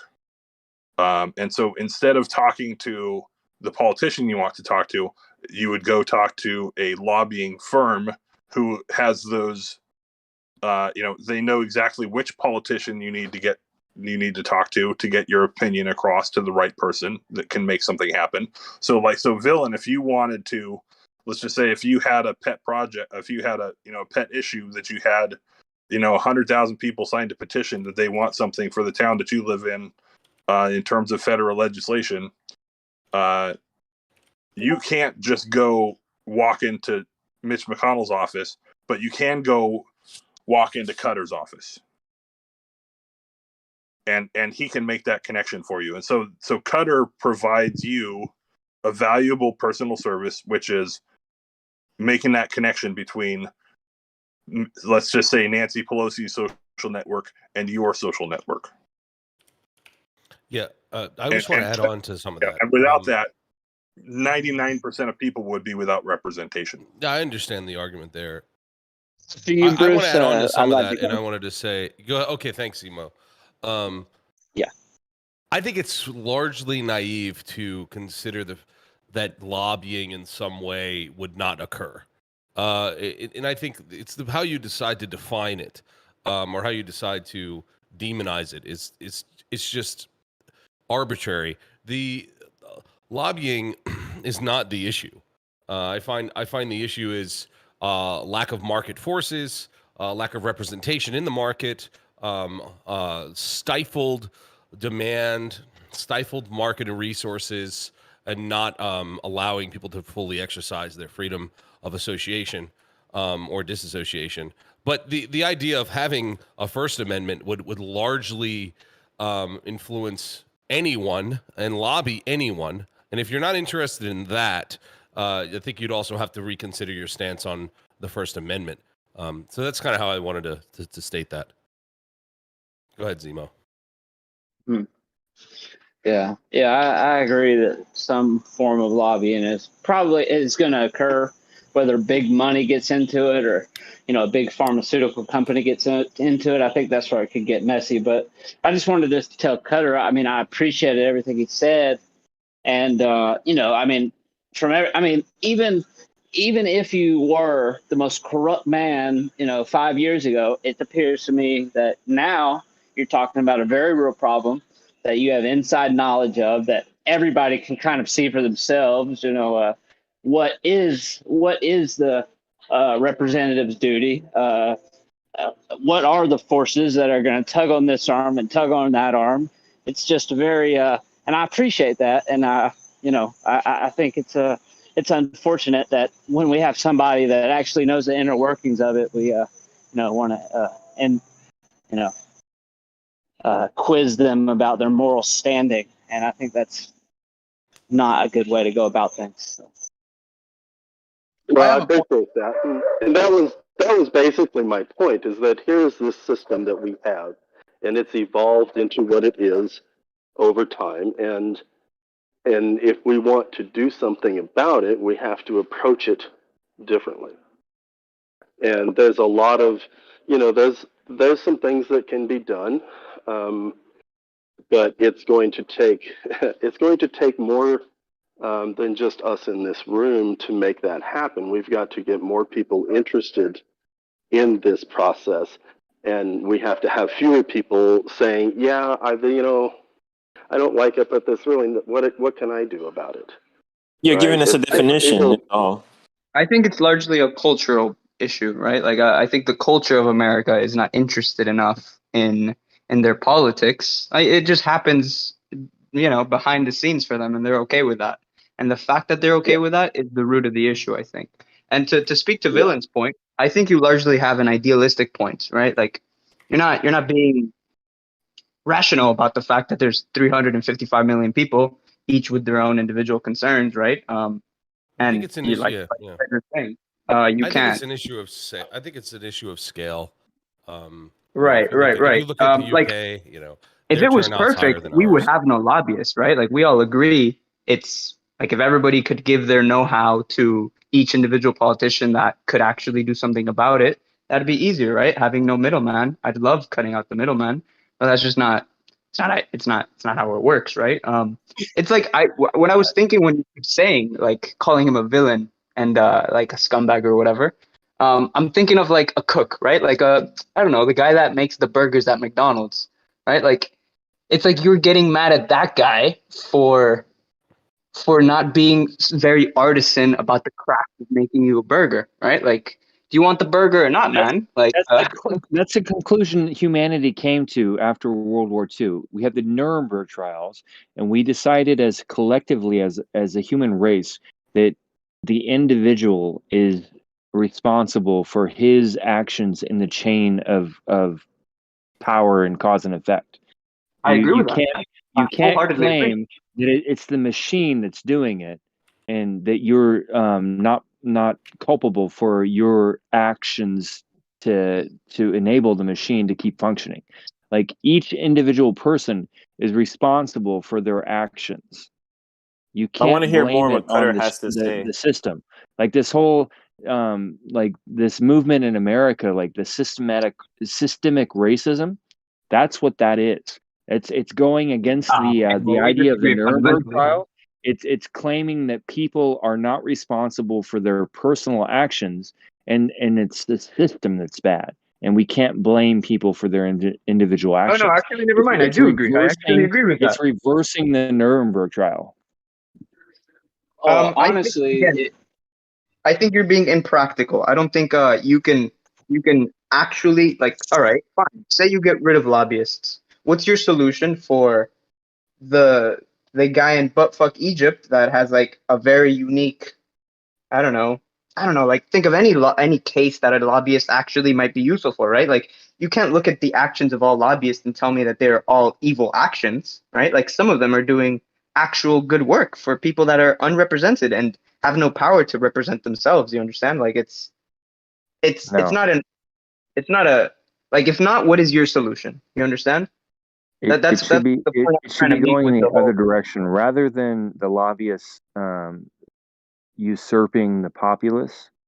The lobbyists should be informing the populace and allowing the populace to vote from an informed perspective. Informing is not the job of anyone but the individual. You understand? Like you can't force someone to care. But the people in here that are claiming that the lobbyists are good are claiming that the lobbyists are informing the politician. And I'm saying if the lobbyist is virtuous, he should be informing the populace, and the populace should be directing the politician. Again, that holds a huge demand on the populace, right? You're assuming that the populace has an interest, cares enough to act, to be informed, to hear, right? But they don't give a fuck. They're down to watch reality TV, or they're down to watch whatever show's most popular, right? It's work. That's why he got paid. You understand? Like it's something you don't want to do. That's why people don't do it. Again, to the point of like the guy making the burger, like you wouldn't be able to have a burger down the street of every corner, like a McDonald's, if there weren't people that didn't give or didn't have this idealistic point of view about making burgers, right? Like there's a lot of people that are willing to just, flip the patty a few times, put it in between two buns and give it to you. And there's a lot of people that are happy with that, There right? is zero value in having a McDonald's on every corner. Well, then why would there be one, right? Like people go there and buy things, you understand? Like it's a billion-dollar industry, I'm sure. Like people And if didn't. it disappeared tomorrow, the world would be better for it.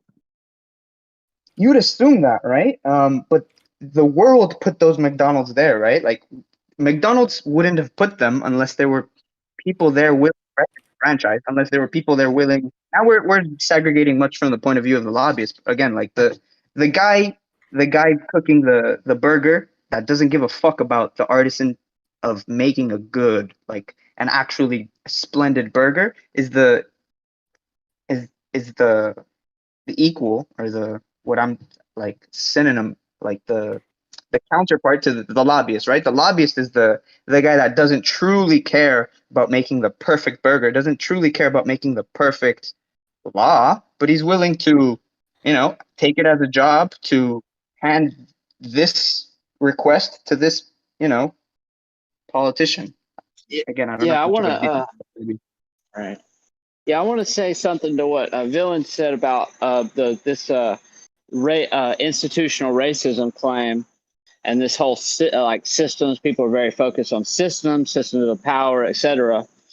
Now, I'm not really big on that narrative when it comes from that point of view, as far as like there's institutionalized racism. I don't really buy that argument, but I do definitely see it applicable in the world of politics. So there are definitely corrupt institutions. Like I've gone through the media, the DNC, the RNC, that will, for example, if there's a third party that's trying to emerge, they will actually join forces on this one point to squash the third party, or they'll just drag the people half to this party, half to that party. It seems that there is a very good case to be made that the institutions, it's themselves, the way this whole thing is run, is set up in a systemically biased way. Now, to who it favors, people with money, yes. I don't know. Nepotism, it favors that as well. I mean, how many Kennedys have been politicians? That's not, So there's I think that's institutions of corruption. criticism. Yeah. What do you? I mean, what do you say to that, Dylan? I mean, that's an easy you acknowledge that, perspective right? to take when you haven't had access to people of power. But I'll direct this question to Travis, because he's had access to many like high-ranking intellectuals. When you've met these intellectuals, are you stricken with the reality that they're just regular guys, just like you and I? And I've met a lot of these powerful politicians, and once you interact with them, you realize that they have the same like social networks that we do. They're the same things, and they're just humans just like us. There's no like mustachioed villain like controlling it all and like pulling puppet strings.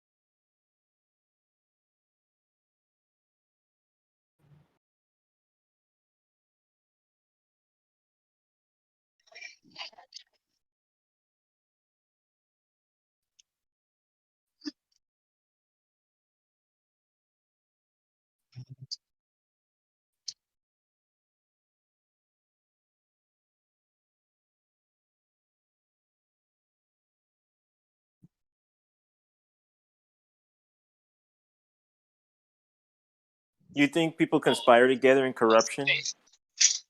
Let me ask this question real quick. So when I was listening to Bernie Sanders on Joe Rogan, he was talking about, he mentioned There was one law in one state, California, and the lobbyists had 100, either 25 million or like 100 million to combat this one single law change. So, how is that not some form of corruption? Let's assume for the sake of argument that people wanted this law change and that this big money is, trying to keep it in their favor.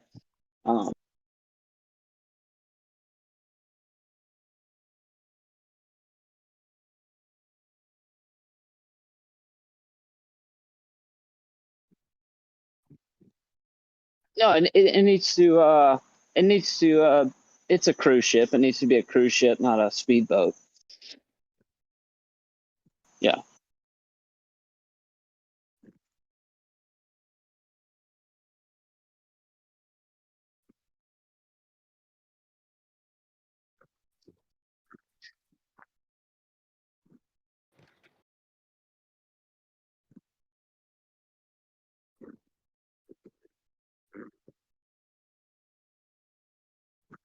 Mhm.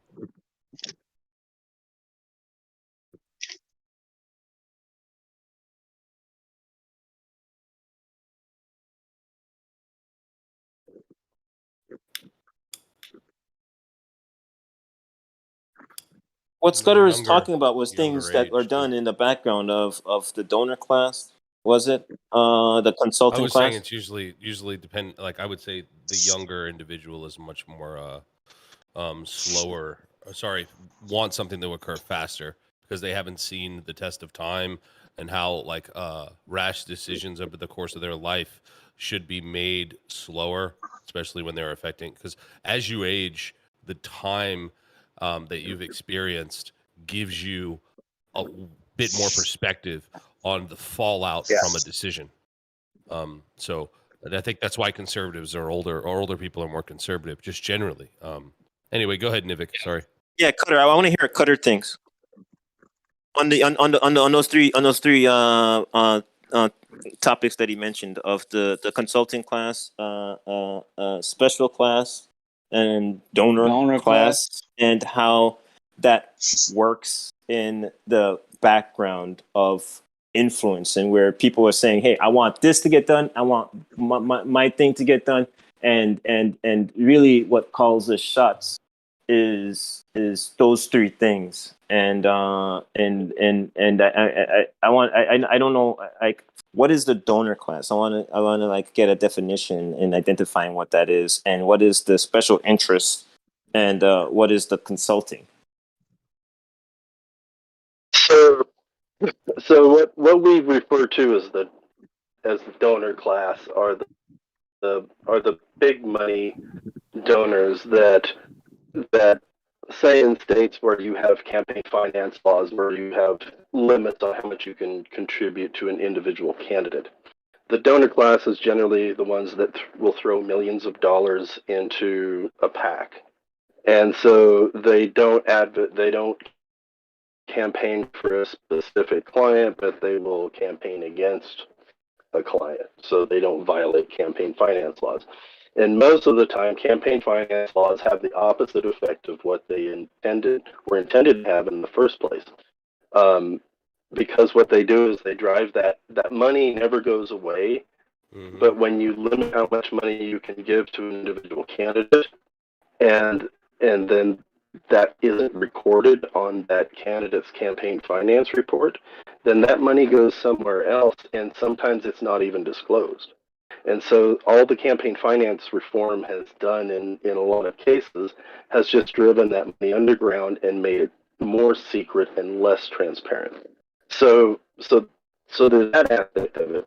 The consulting classes, where I came from, and we're representing groups of people, groups of citizens, and in many different forms, whether it's in a corporation or a membership group or a trade association or a nonprofit or say a city, right? When I represented the city's water utility, I was essentially representing all of the citizens of that city.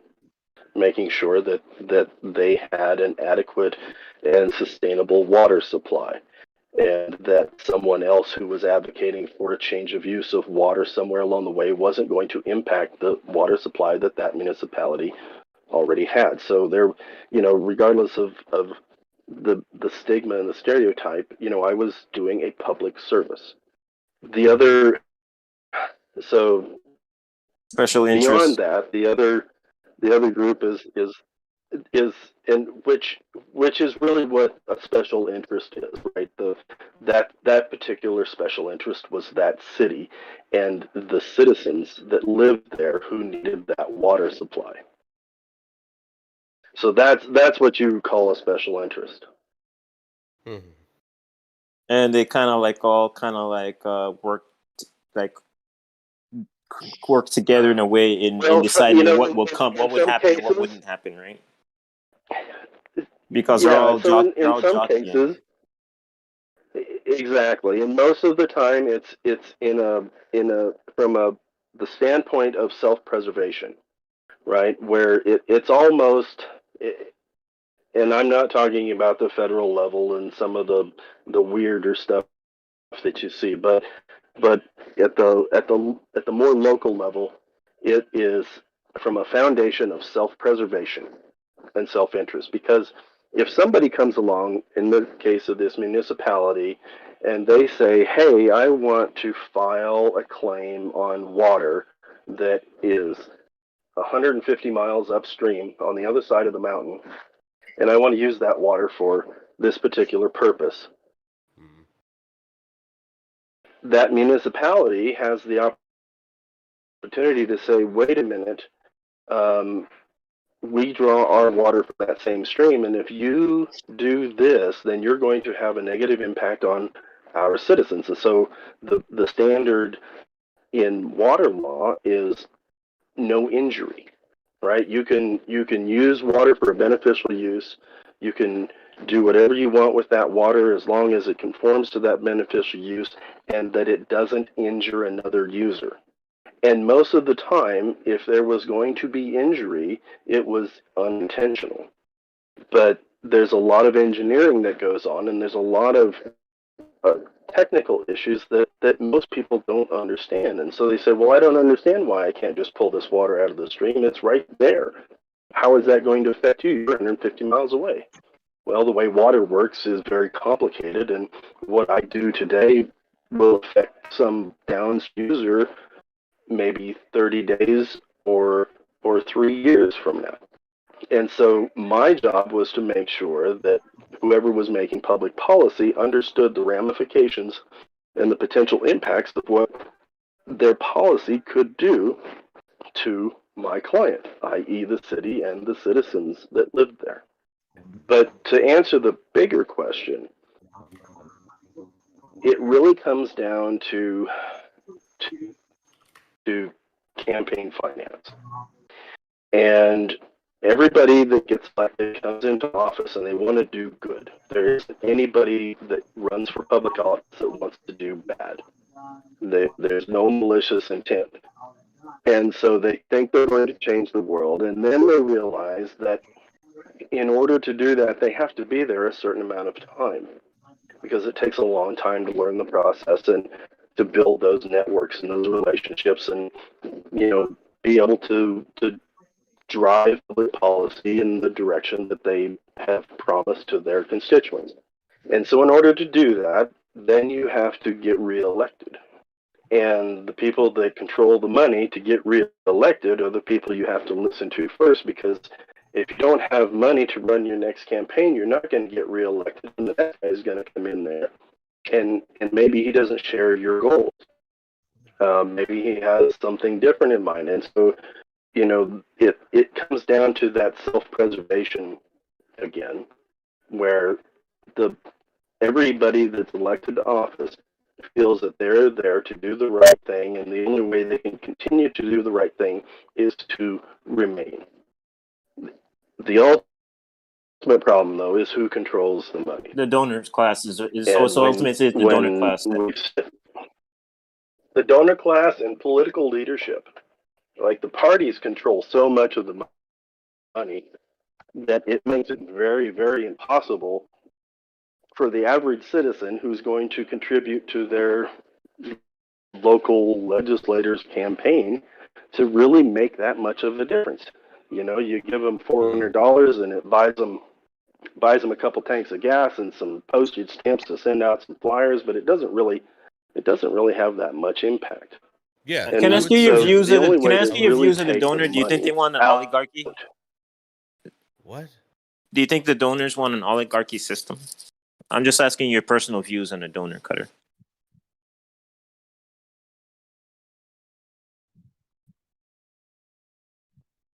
You think that's the interest of like having like a oligarchy ran type of nation, right? They call the shots. Are you there? Seems like. Looks like we might have lost I Cutter. heard Cutter making. Yeah. Like he was sort of breaking up a little bit, but I don't think I'll just say like there's no way that he would possibly be able to answer that for all of the people that he knows. Like that's just like. Oh, hey, there he is. I tried reconnecting him. Hopefully I that see. works. He is muted. Yeah. Testing, Cutter. Oh, I think we lost his mic. Hey Cutter, how's your change up too? Anyone else get that reference? Let's get Don in here. Don, what do you think of Joe Biden's presidency so far?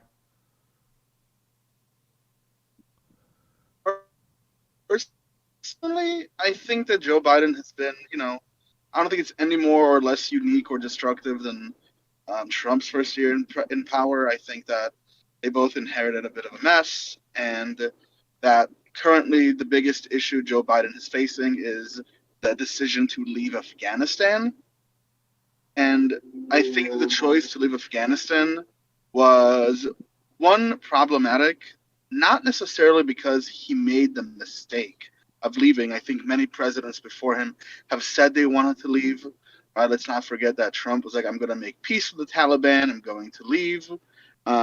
He just didn't agree with the September plan of leaving. But this is something presidents have been wanting to do for a while. I think the major failure is that before leaving, the U.S. should have tried to reestablish some type of international mechanism, re-empower the UN, make some sort of NATO, so the U.S. can't, so we don't bear the onus of being the world police. I think that should be a international effort, and I think that's his biggest mistake right now. Overall, I say I would give his current first year like a B minus, I guess, B minus. How about thanks, Don? How about you, James? Don's much more gracious than I am. I love you, man. So I guess on the Afghanistan thing, what I also hear and say is I would agree with Don. Like, this is, no matter how you frame this, the pull out of Afghanistan is going to be messy. Now you have someone like me who's going to say, hey, protect our citizens, protect those who helped us. We pull out. You have a country that, or a group that wants to govern that country, fine. But don't interfere with us leaving. And if you do interfere with us leaving, there will be consequences. I maybe call me too militaristic, but in a retrograde operation, that turns very messy very quickly. We saw that with Saigon, right? Same concept, and we can draw that parallel. As far as Biden's overall performance, has he inherited a mess? Somewhat. But I'm not thoroughly impressed. Overall, I think he needs a cognitive test. So I'll leave it at that. Fair enough. Yeah. Can I inquire further? TV ladder. Yeah, go ahead, Don, then ZMO. Yeah. When you said he inherited a mess, kind of, do you think a world in midst of a pandemic and an economic recession is kind of a mess? or do you just say it like hyperbolically? Oh, I mean, I would say I would be careful not to straw man me. Like, we know that COVID is a mess, man. There's no pandemic. This is why I was asking, just clarifying. Okay. Yeah. Okay. ZMO, did you have something to add there? Not too much, but I'll just say my opinion again on the Afghanistan thing. I'm just at the point with this thing where get out of there. I don't care. The Taliban can take over. I'm sorry, but not sorry. I'm glad we did it. It's unfortunate he got bad intel, but I'm just so jaded with this whole Afghanistan thing. It's just it's unfortunate for the people of Afghanistan, but you can't host democracy upon people that are not ready to have it or can't do it for some reasons. I blame They're in the geography. medieval age. I blame geography. I blame religion for a lot of it. The geography of the religious groups. Islam has been just horrible for the region. Our interventions haven't helped. So that's where I'm at with it. The Afghanistan thing, anyways. Yeah, they're in the medieval age. Also And then that's. Go ahead, Nevik. No, I was just saying they're just way behind times or something. They're stuck in the past. It's not easy to work with that, but he has to address it though. I mean, because I mean, either if you leave them alone, they're going to have a lot of crazies come, and then they're going to be launching terrorist attacks from there, and so you kind of have to deal with them and. See if you can work. See if you could, legitimize them. Because if you leave them alone, they're just going to get radical, But I mean, maybe you can throw them a bone and say, hey, if you guys don't run around blowing shit up, we could, you can get some recognition, and you can try. Sam Harris's next podcast should be spicy. Yeah. Anyways, yeah. Go ahead, Dan. I wanted to add that when we, in my opinion, through my eyes, when we look at the Biden presidency, we have to take into account the past half a year or so, right? And when we look at that half a year, I think that overall, some things have been positive. One thing that I think has been positive has been his attempt to create bipartisan rhetoric. He tried to do it. Some of the bills that he's trying to pass, like Americans Job Act, American Rescue Plan, to bolster our infrastructure, to get money into green energy and update our internet and our roads and infrastructure. That stuff I don't see as bad. Right now, from what I can tell, the only derogatory mark is the exit of Afghanistan and the way it was done, and that one by itself isn't a Biden administration only mark. This is a mark on the last 20 years of American leadership and foreign policy. But Biden took the L here, and we have to realize that any president who was eventually going to withdraw out of Afghanistan within the next 10 or 15 years or however long, something similar would have probably happened if there isn't a type of international organization that will keep military presence there or anyone accountable. Yeah, I agree with all of that, and I think that it would do us good to point out that whenever you're inspecting a presidency, you don't want to give undue credit. You don't want to be too harsh. You want to look at what the last president did that could have contributed. You want to, you know what I mean? So these things always come up every 4 years, like clockwork, or every time a president gets replaced. So, yeah. Afghanistan is terrorist Disneyland. The minute you leave, it's just not. It's not going to work. I think it's also important to. I felt very similarly during Trump's first year. I was like, okay, I was like, it's not as bad as I expected. So far everything is all right. I don't see that many issues. Sierra was doing some gas attacks, so he blew up one of their facilities. Okay, I'm okay so far. I didn't really have that many issues. Like the Paris Climate Accords, I don't know how I feel about that.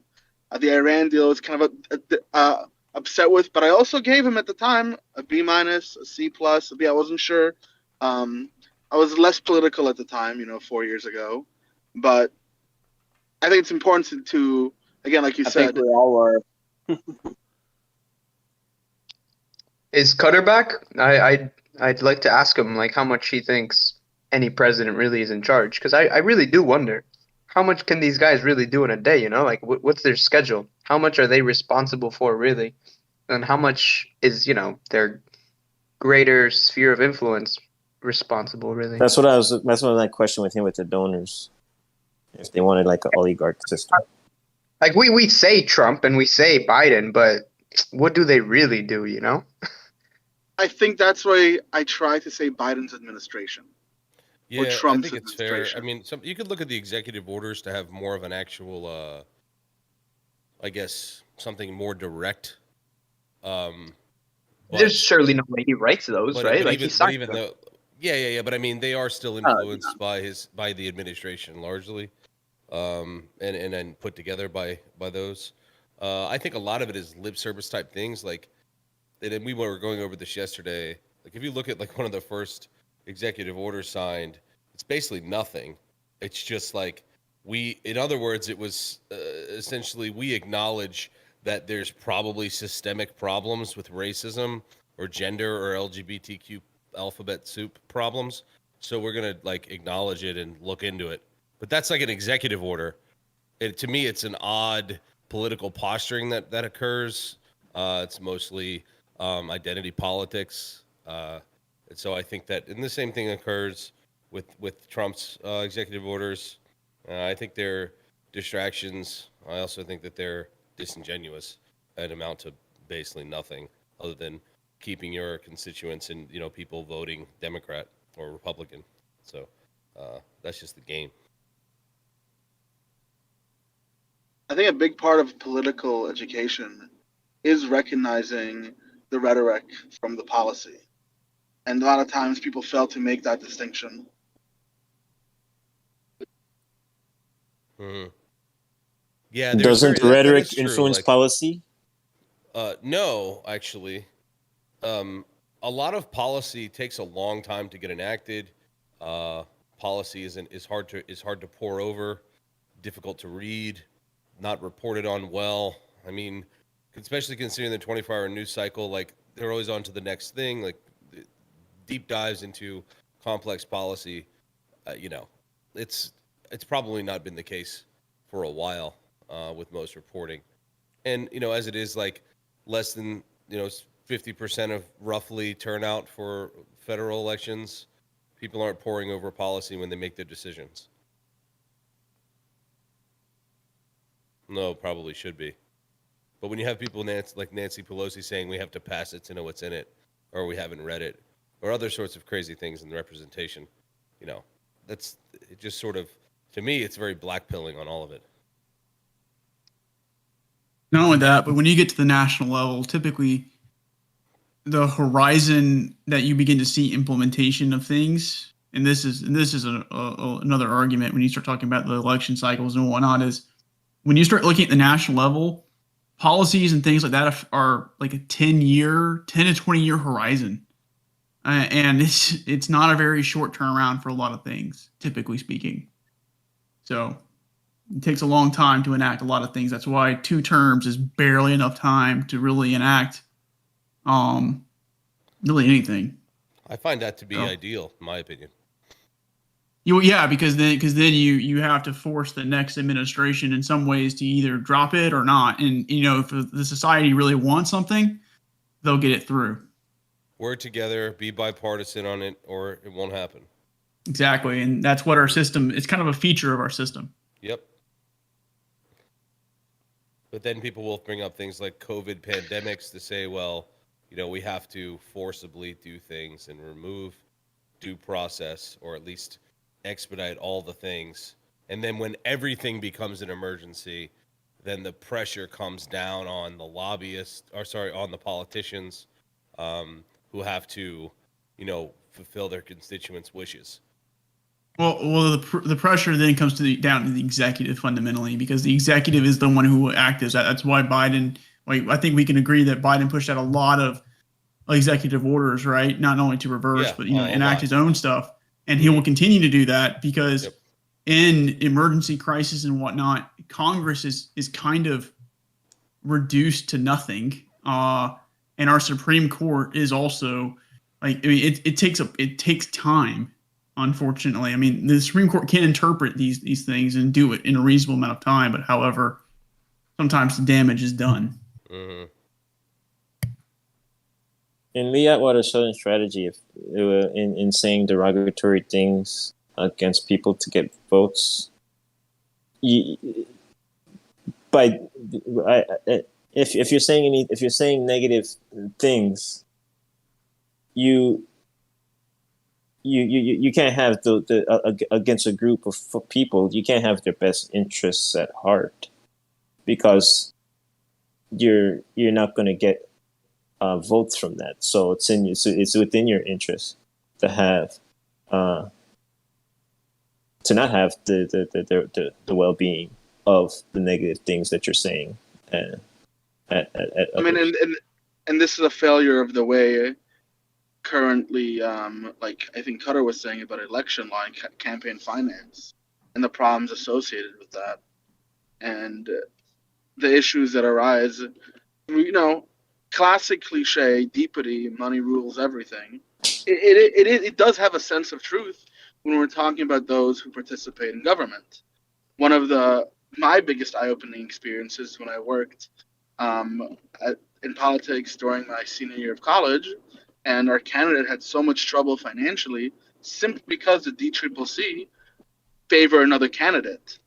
And because people donate to the Democratic Party favors one candidate in its primaries, so it's so hard for other candidates to get traction. If they put their money behind a specific candidate, it is so difficult to get other local candidates up to snuff to run in this was for, I think, district, I think it was 4 in Suffolk County. And it was just so difficult to gain funds because many people go, I already donated. Well, they donate to the Democratic Party. They don't donate to individual candidates. And that becomes very difficult. Yeah. Through all especially now in internet platforms like Act Blue. If you don't have Act Blue on your webpage, the Democratic Party will have issues supporting you. So and it's the same thing with the GOP. What is the GOP one's called? I forget. But that is a serious problem, and it's very difficult to go around. Cutter, are you there?